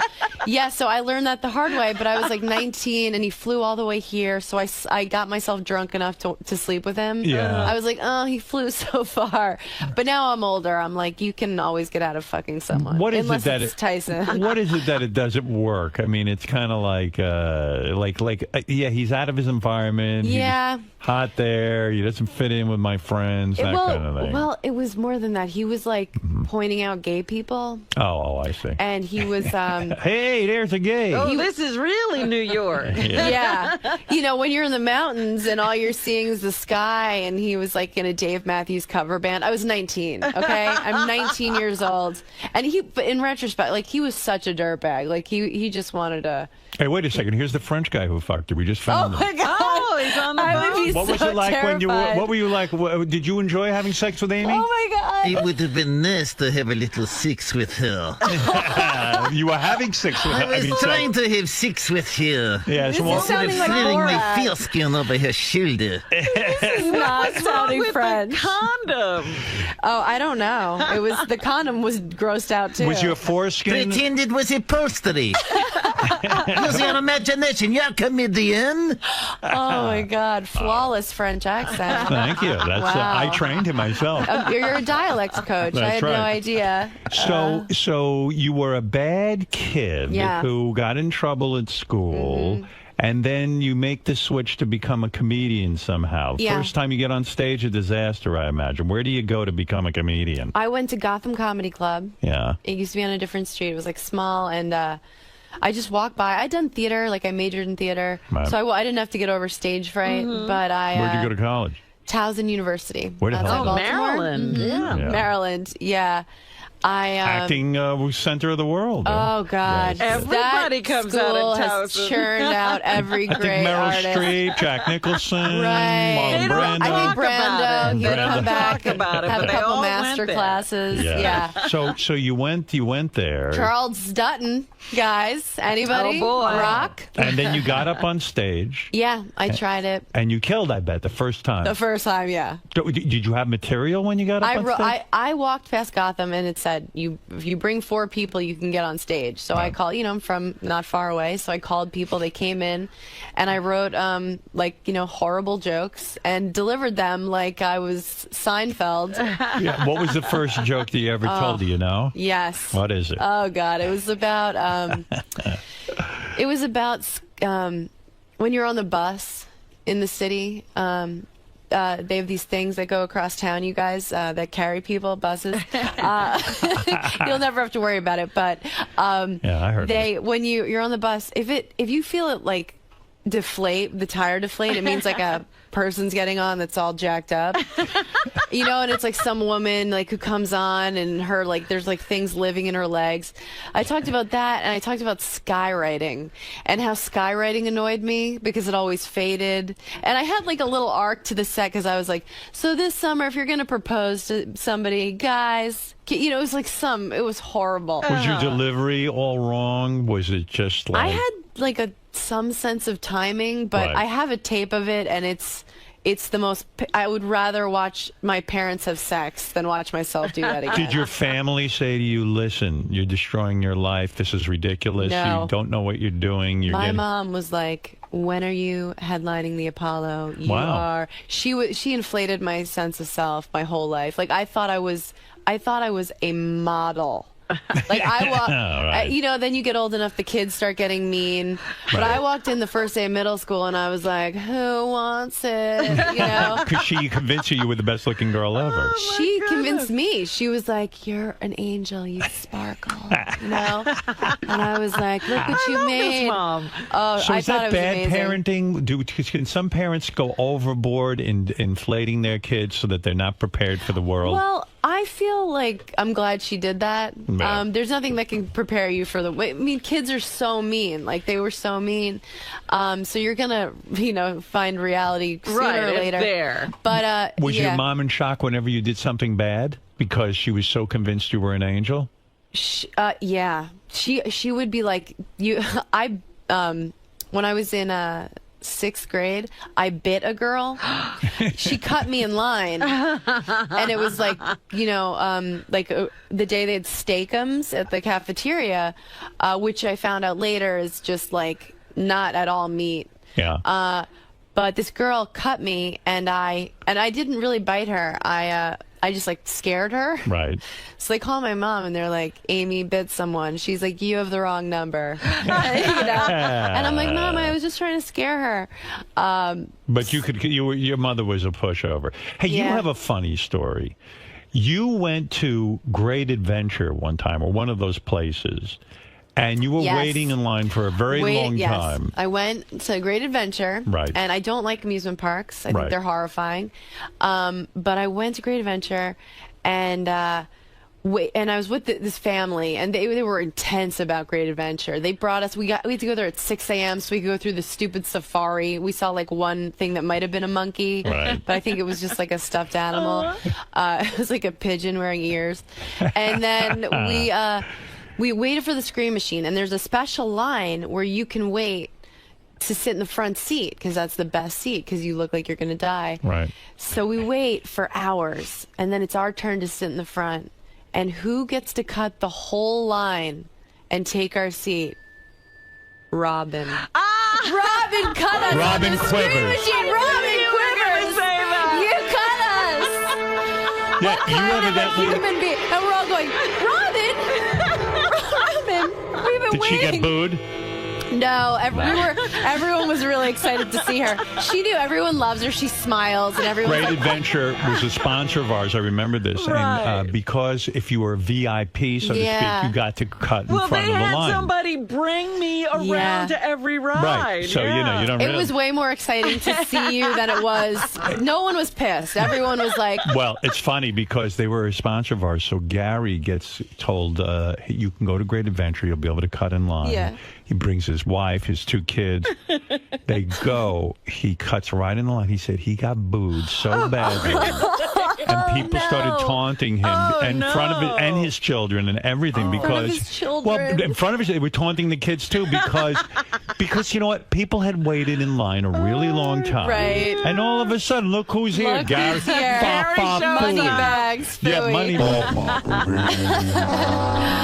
No, well, he doesn't have that smile. He doesn't have You know what it was? I realize now, especially hearing Amy's story. Yeah. Like the woman who brought us around, she said, "Oh, I had Chris Rock last week and everything." So I figure if you're going to get cut, you expect Chris Rock to walk up. You see me, like what the fuck? What a disappointment. So I was reading notes on you. You were a really bad person because you used to shoplift. You'd get into big trouble. Wow. God, did I say that in my interview? Yes, I got arrested a couple times. She got arrested a couple times. You're lucky not to be in prison. That is correct. Every kid goes through a shoplifting stage. Not like me. But did you, every kid doesn't get caught. Yeah, well, I was, it was grand larceny. You shoplifted? Oh, my God. All of my friends, my mother did not like my friends. Now I realize why. They are bad friends. They would say, we're going to go to Roosevelt Field and we're going to have a shoplifting spree. And I would be in such a nervous panic. I go, well, I want to go along with the group. I want to be a part of this. And they were all terrific at it. I had a friend who could hide whole record albums. There was no CDs. It was record albums underneath his coat. Oh, my God. Another friend would go into, like, a Barnes & Noble type bookstore and steal every book, hardcover, softcover, everything. And it was sort of like a competition. So they bring me along. I'm sweating bullets. I don't want to steal anything. I have this. I'd never stolen anything in my life. Yeah. I walk into Macy's. And I saw tie tacks. Now, I don't wear ties. I'm a little kid. What are you going to do with that? What do you need a tie? But I wanted to steal something so I could be in with the crowd. Look, guys, yeah. And so I swiped a tie tack. I stuck it in my pocket. I was shitting in my pants. I came out with this tie tack like I had just won the lottery. Right. I remember bringing it home and feeling horribly. But the thing that saved me was I brought my cousin with me, and they wanted him to shoplift, and I felt in charge of him. Right. And I said, we're going home. I don't want anything bad. I went home. Thank God. All my friends got caught. And they brought the police in. They were involved in everything. But these guys couldn't They were really, trailing them. I don't know what happened, but somebody got caught in the store, and then that was it, and then it was all over for them. What was your story? You got caught? I got caught. Well, the first time I got arrested, I was out. I think it was like a junior Olympic. Like I played volleyball, and we were in San Jose, and it was something. My mom was the chaperone of this tournament, and we were going around, and I was just like stealing whatever, like candles, shot glasses, nothing like that I would ever use. All junk that you'll never need. Garbage. And I didn't get caught. The other girls got caught. And they said, if anyone else did, fess up. And I'm like, we're a team, right, guys? Okay. I'm like, let's all tell them. I'm like, I did it. Now you guys go. And they're all like, oh, yeah, that's all you. Yeah. So I got in trouble. I got benched the whole tournament, knee pads around the ankles. My mom is just the chaperone, just staring at me. I think she still thought she probably didn't do it. Somebody probably planted something on her. But then the time I got arrested, bad. I want to tell you I was like 14, but it was I was like 21. I was like 20 years old. Oh, really? Yeah, it was. I was at Bloomingdale's and with my. Did you have a problem? Do you think you're a kleptomaniac? Your face was extended. Yeah. I had been shoplifting for a long time. So some people actually have like a problem. Like you're not taking stuff. Can't go into a store without it. You're not taking stuff you need necessarily. It's just the idea, the thrill of it. Yeah. No. I mean, isn't it sad? Like I'll read some police blotter when I'm in some city, and it's all like this 90-year-old woman was stealing milk to feed her grandson. I'm like, I already have that pinstripe pantsuit, but why don't I get another one? I was like really well dressed. It was college. I was like stealing a lot of nice clothes, but I figured out a way I could return the clothes and get cash. Oh no! Oh, wow. Yes, so I was into it, but it wasn't about what I could get very much. It was the adrenaline. Did you go to a psychiatrist about this? Totally a rush. Did you go to a psychiatrist about this? Not about this specifically. I mean, I've gone to many psychiatrists. Do you? Oh yeah, no. You're not going to take our. You're not going to take our little tchotchkes over there, are you? No, No, I mean they're gorgeous. They're really everything in this room looks amazing. So you got I don't caught? have a problem stealing things. Right. It was only from like so who big caught places. You? Bloomingdale's. Bloomingdale's got you. They're real. Beware, they're really tough. And they took you down and they arrested you and the whole thing. Yeah, and it was with my cousin who is Senator Chuck Schumer. He's not my uncle. What is he? I don't know. He's like my dad's cousin. Oh, so you don't really know him. We know each other. Right. Does he if root we saw for each you? other, I think he hopes that I probably get hit by a train so my name can stop appearing. Yeah, it's never good press for me. Don't you think the family is proud of you? Don't you think Chuck Schumer even says, "Hey, you know who my cousin is"? I don't know what it she depends is, on the related. thing. Right. Like I think they thought Last Comic Standing was exciting, and being here, they'll be super excited about. But other things, like they don't really. Like I was trying to explain to my dad what a roast was, and he was like, "Well, maybe you shouldn't do that." I was like, "Maybe not." What does your dad do for a living? He mostly just shits himself. He has MS. He lives in a hospital. But it's really somehow not sad because he still thinks he's like gorgeous. Like he's trying to get me to help him set up a Match.com profile. Wow. And I'm like, what do you want me to write? Like shits himself and has no memory. He's like, that's perfect. So your parents are divorced? Yeah. And he has MS. Yeah, but he's like happy. It's the weirdest. He's fine. You He's don't totally feel sad about any of this? No, I mean, if I really think about it, it's so off. Like, I have seen my father drop heat in front of me at LaGuardia. It was the worst. I was going to spend the summer in Montana with my brother, and he was like, it was when you could still walk people to the gate of their plane. And my dad was like, I'm going to walk you to the gate. Like, there were we knew it was getting worse, so we, like, went surfing for the last time together. Like, we, all these last things. And that was really sad. Do it, please. I want you to cry now. Let's see it. No, she's a bullshit artist. She's not crying. Yeah, she's like, I'm going to cry. Can I have another latte? Yeah. Let me wipe my tears with this That's very heavy to go surfing with your father for the last time. That was really heavy. Are you waiting for the big call from Saturday Night Live or something? Like, did you ever fantasize about being on there? Oh, yeah. Did you audition? No, I've been asked to audition. I'm like, trying to get better, and I'm an actor, but I don't really do characters. But I'm not, like, my goals change so much that I want to keep getting better at stand-up, and I'm getting more acting work the past couple of years. It's been really good. In other words, you still enjoy doing stand-up. A lot of people, like I saw Eddie Murphy on David Letterman, who I think is one of the most brilliant stand-ups. And he was like, at 27, I was done with it. That's it. I never wanted to do it again. I can't imagine that. I mean, that would be fine if that ever happens, but I can't wait to get on stage every night. Yeah. But it sucks traveling. I mean, everything other than the actual stage time is awful. Like, it's really depressing. Especially for a girl, because like guys at least go on the road and get laid. They'll get drunk, they'll get laid. After the show, I'm like, I hope no one says anything too mean to me.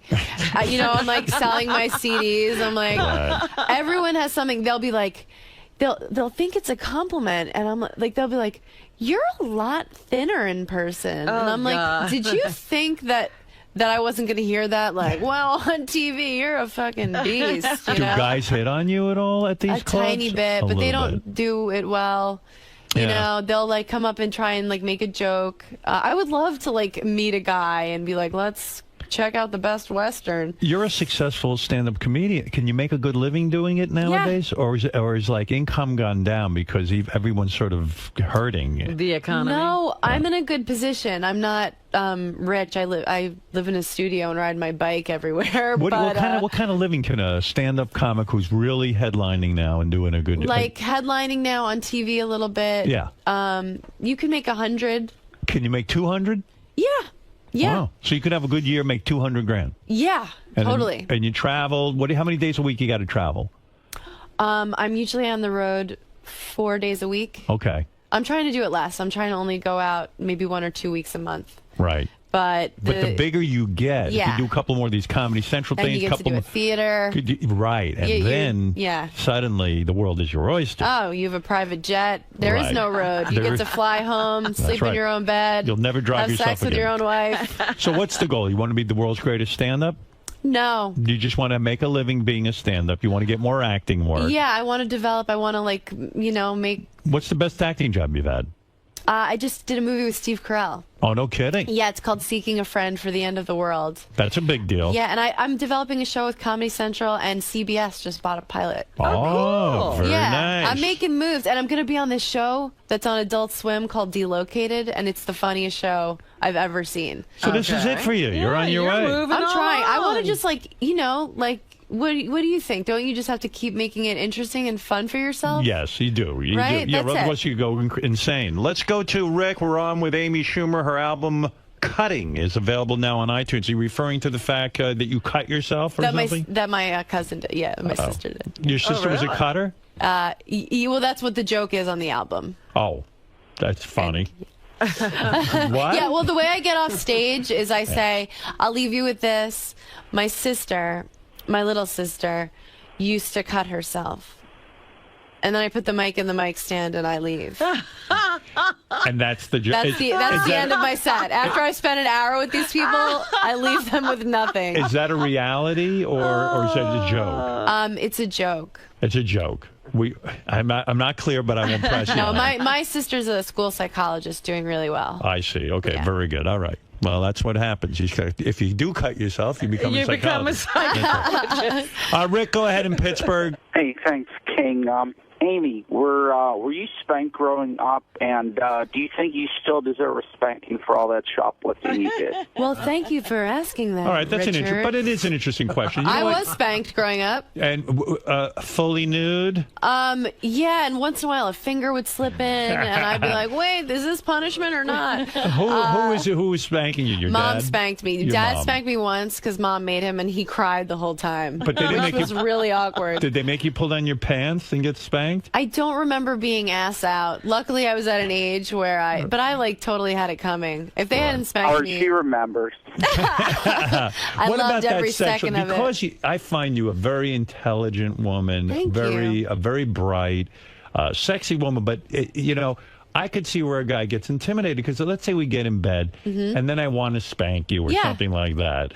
I would think, oh, she's going to think this is funny. She's going to make jokes about it. I mean, I have no jokes in the bedroom. You are able to I am turn it off. dirty, and I am no jokes in the bedroom. What does it mean you're dirty? I like having fun in Not bed. anal. I've never had You anal. talk dirty? Yeah. Oh. you do? I like being talked to. I like talking. But I dated a guy. Yeah. The last guy I dated, he needed, the sex got really weird really fast. Which I guess it has to. Because if you don't enter that stuff in early, like after 5 years and you're like, it's hard to put will it you in, wear this yeah. rice patty hat? You'll be like, where is this coming from? But, so it got to a place where he wanted to watch me watch porn every time, and he needed me to talk constantly about things I'd done. Oh. So at a certain point, I ran out of shit. And I started lying, and then he because started... you're not that sexually experienced. I mean, there's only so many experiences. There's only so much I've done. Yeah. And then, so I'm making up stories, and then he started fact checking. He'd be like, wait, you said... I'm like, fuck you. I haven't had a new story for a year. Right. It was exhausting. Tell me the time that girl came on to you. Yeah. And, I'm like, right. do you really think any of this happened? At It's like some whenever I point- start dating a guy, I always pretend maybe I'm like, I don't know, I've thought about a threesome, but... And then 6 months in, I'm like, I'm not doing that. At That's some weird. point, at some point, You just got to having sex, it can right? get, it can get, exactly. Yeah, it can get what weird. about just fucking each other? Yeah, doesn't it feel good enough being inside What of happened me? to penetration? Yeah. Right. Come Do you need on. a lot of foreplay?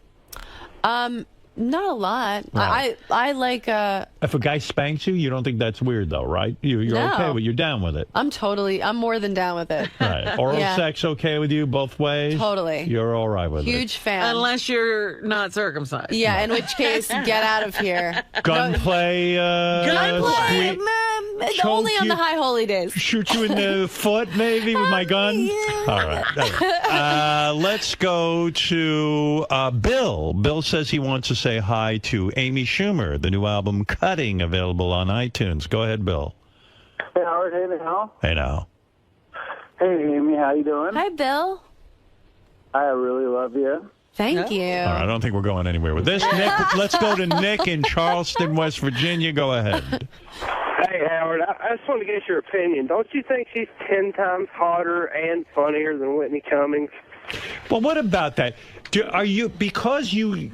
Are you hotter than Whitney? Yeah, first of all, yeah. No. Are you hotter than Whitney Cummings? That's a definitive no. Are you friends with Whitney Cummings? Yeah. Okay. I like Whitney very much. Me too. Now, because you're a female comic, it's almost like, Eddie Murphy was talking about this. He was the black comic for a while. He was like, there was no room for two. Yeah. It's like you sat in, Whitney wasn't on the comedy roast. Now, are you being compared to Whitney now? Is it like a competition? No one has said that to me, but I think there's room for all of us, for real. I would think so. And I don't know how other people feel, but when I see a funny woman, I'm like... Yes, trust me, I don't want to be the one. I think women are hilarious. So at Whitney, there's no sense of competition. Whitney's Yeah. very funny. She's motivated. Like, she's. Are you a she's Sarah great. Silverman fan? Yeah, totally. Are you a Sandra Bernhard fan? Yes. You like you root for other comics. Hell yeah. Rosie Absolutely. O'Donnell, you enjoy I her? do. Yeah. I do. No, Ellen you're DeGeneres, you like her? Yeah. You do. So She had me on her show. I was the first female comic. She had me on her show. Do you know her personally? Just from her, Just like from, her just getting from me on the show. Yeah. All right. Let's go to Howard, can I throw in one more thing? Yes. Whitney, or I'm sorry, Whitney. Amy. You can call me whatever you want, Bill. Oh, Bill's gone. Nick, This is West Virginia. Nick, go ahead. I have masturbated to those pictures of you online many times. What pictures? Thank you. What pictures? I posed naked in Cosmo. Did you? Mm-hmm. What am I going to... Sexiest thing I've ever seen. Is that Thank true? you. Yeah. You were nude? Yeah. No hang-ups, I shot huh? at the Comedy Cellar. You have big breasts now. Thanks. Look at, what are you, like a C? Yeah. I'm going to say you're a C cup. No inhibition about that. No, I'm like, I better do it now while everything is still kind of where it's supposed to be. Did anybody say to you, like an agent or anything, like, listen, Amy, don't do this? Yeah, and I was like, bye. And I'm doing this. And what'd your mom say about this? She was at the shoot. She was there. She was watching the door. We did it at the Comedy Cellar, and she was making sure no beer deliveries came in while I was... You showed the vagina? No. Just the titties? Yeah. What'd you do with the I vagina? was just in underwear. I mean, they were like, will you take off your panties? And I was like, okay. And my mom was like, no. No, you I was paid like, for that. Oh, yeah. I was like, okay. No kidding. No, yeah. I have to see this. Check it out. Oh, you are free. Hey, thanks, Howard. Why did you bring your mom to a nude shoot? I don't know. I think, I wouldn't feel sexy in front of my mom. I didn't mind it. I guess that is pretty boundaryless and disgusting, but I felt fine. Because it wasn't about, it's Cosmo, so, I mean, I wanted to feel sexy, but it was your mom more, naked too, just to support everyone you? was naked. Yeah, Beautiful, her yeah. boobs were on the floor, running around. Wow. No, it was, there it is. There's one of them. Look at you, naked. Oh.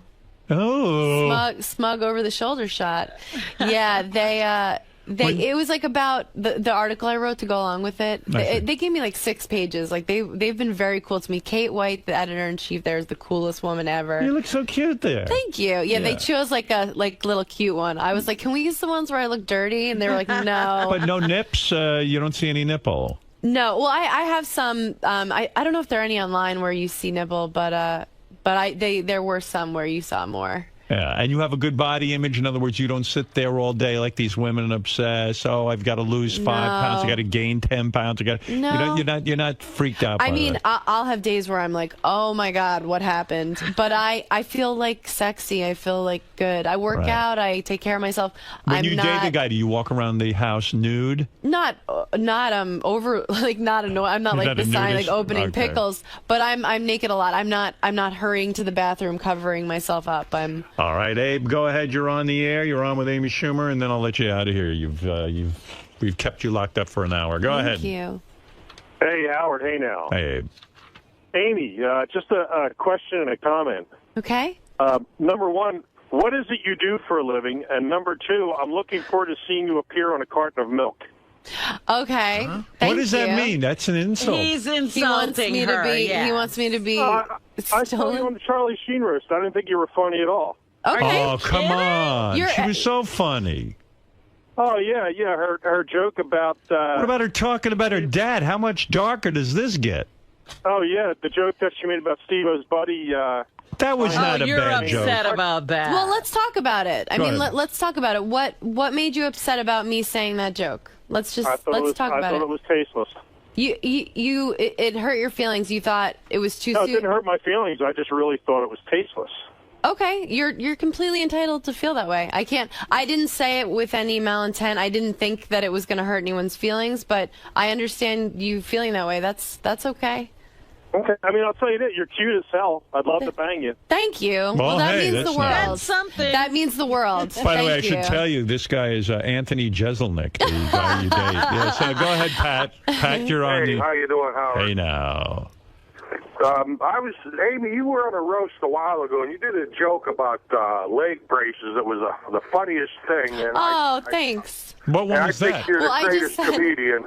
And I'm glad you're getting, you know, the recognition you deserve. And Howard, I love you, 20-year listener plus. Thanks, Pat. And thanks for getting me through every day. All right, Pat. Thank you. What was the joke I just that Pat's said talking I about? wasn't a good-looking kid, but then the old story, I finally got the braces off of my legs, and yeah, that's it. But that's really nice. Well, Amy, I wish you the best. Thank you so much. It was great having you here. Thank you for having me here. This the is a album dream. is called Cutting. I enjoyed your performance on Charlie Sheen Roast, Thank and I you. wanted to meet you, and I'm glad you came in. I think you're great. Thank you. Amy Schumer's album Cutting is available now on iTunes. Don't miss Amy November 5th at the Varsity Theater in Minneapolis. It's going to be a big show. Well, there's a theater. Big show. You sell your own merchandise after the show? Yes, it's the worst. Is that the most embarrassing part of being a comedian nowadays? It's like the red light district. In other words, you get off the You're show. up on the stage. I mean, you're on the stage, you're the big star, and then you what? You walk to the back of the club. Peddling my wares. And you It's so stand there. humiliating. Can you get someone to maybe do that for you, or Yeah, but then, you know... then what it's- items do you have that you Oh, sell? I just sell a CD. Just a CD, no T-shirts? CD and my hypercolor T-shirts, my Your clothing boxers. line? Yeah, no, I've got nothing else. Do you have a booth? You set up a little booth, They'll have like some table, and they'll just have my CDs there waiting for me. and you'll sit there. And I sign it, yeah. And do you bring change and things with you so you can... I'm the worst. Yeah. Like, when I did the Last Comic Standing tour, I sold a CD that I would just burn on my computer, and I would sell it for $5. And sometimes I wouldn't have any more CDs, so I would sell, like, the cookies that they left in the green room.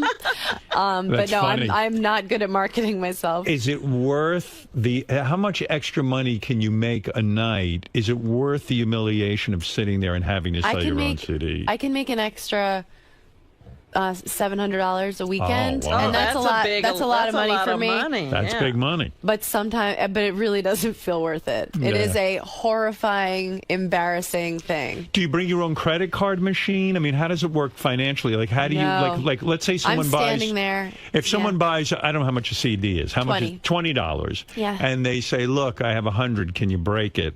I'll say no. Can you go to the bar? Sometimes see. people be like, I have to go to an ATM, and then they leave their date there with me, and they're like, so where do you go next? And I'm like, I want to kill myself. Now you've got to I wanna- entertain this person. It's because you've just expended so much energy. You know, you put so much of yourself into it. The last thing you want to do when you leave is that, you know, so right after the show, I have to be Also, like tap dancing. I would think, you know, to build up your star quality, to see after you've killed on stage and you've done your thing, to be sitting there hawking your wares, so to speak. It's not good. Wouldn't it be good if the club could just provide someone for all the comics that would sell? I guess you can. But then, you know, people feel like it's mean, and they want a picture, and they want to meet you. So it's like, Right. okay, All right.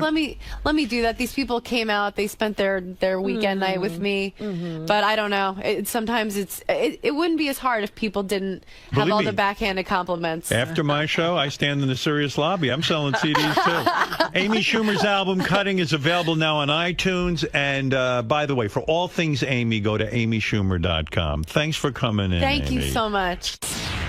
That was fun. Thank you so much. I had a good time. I Oh, hope you man, did. so did I. Thank you Great so meeting much. you.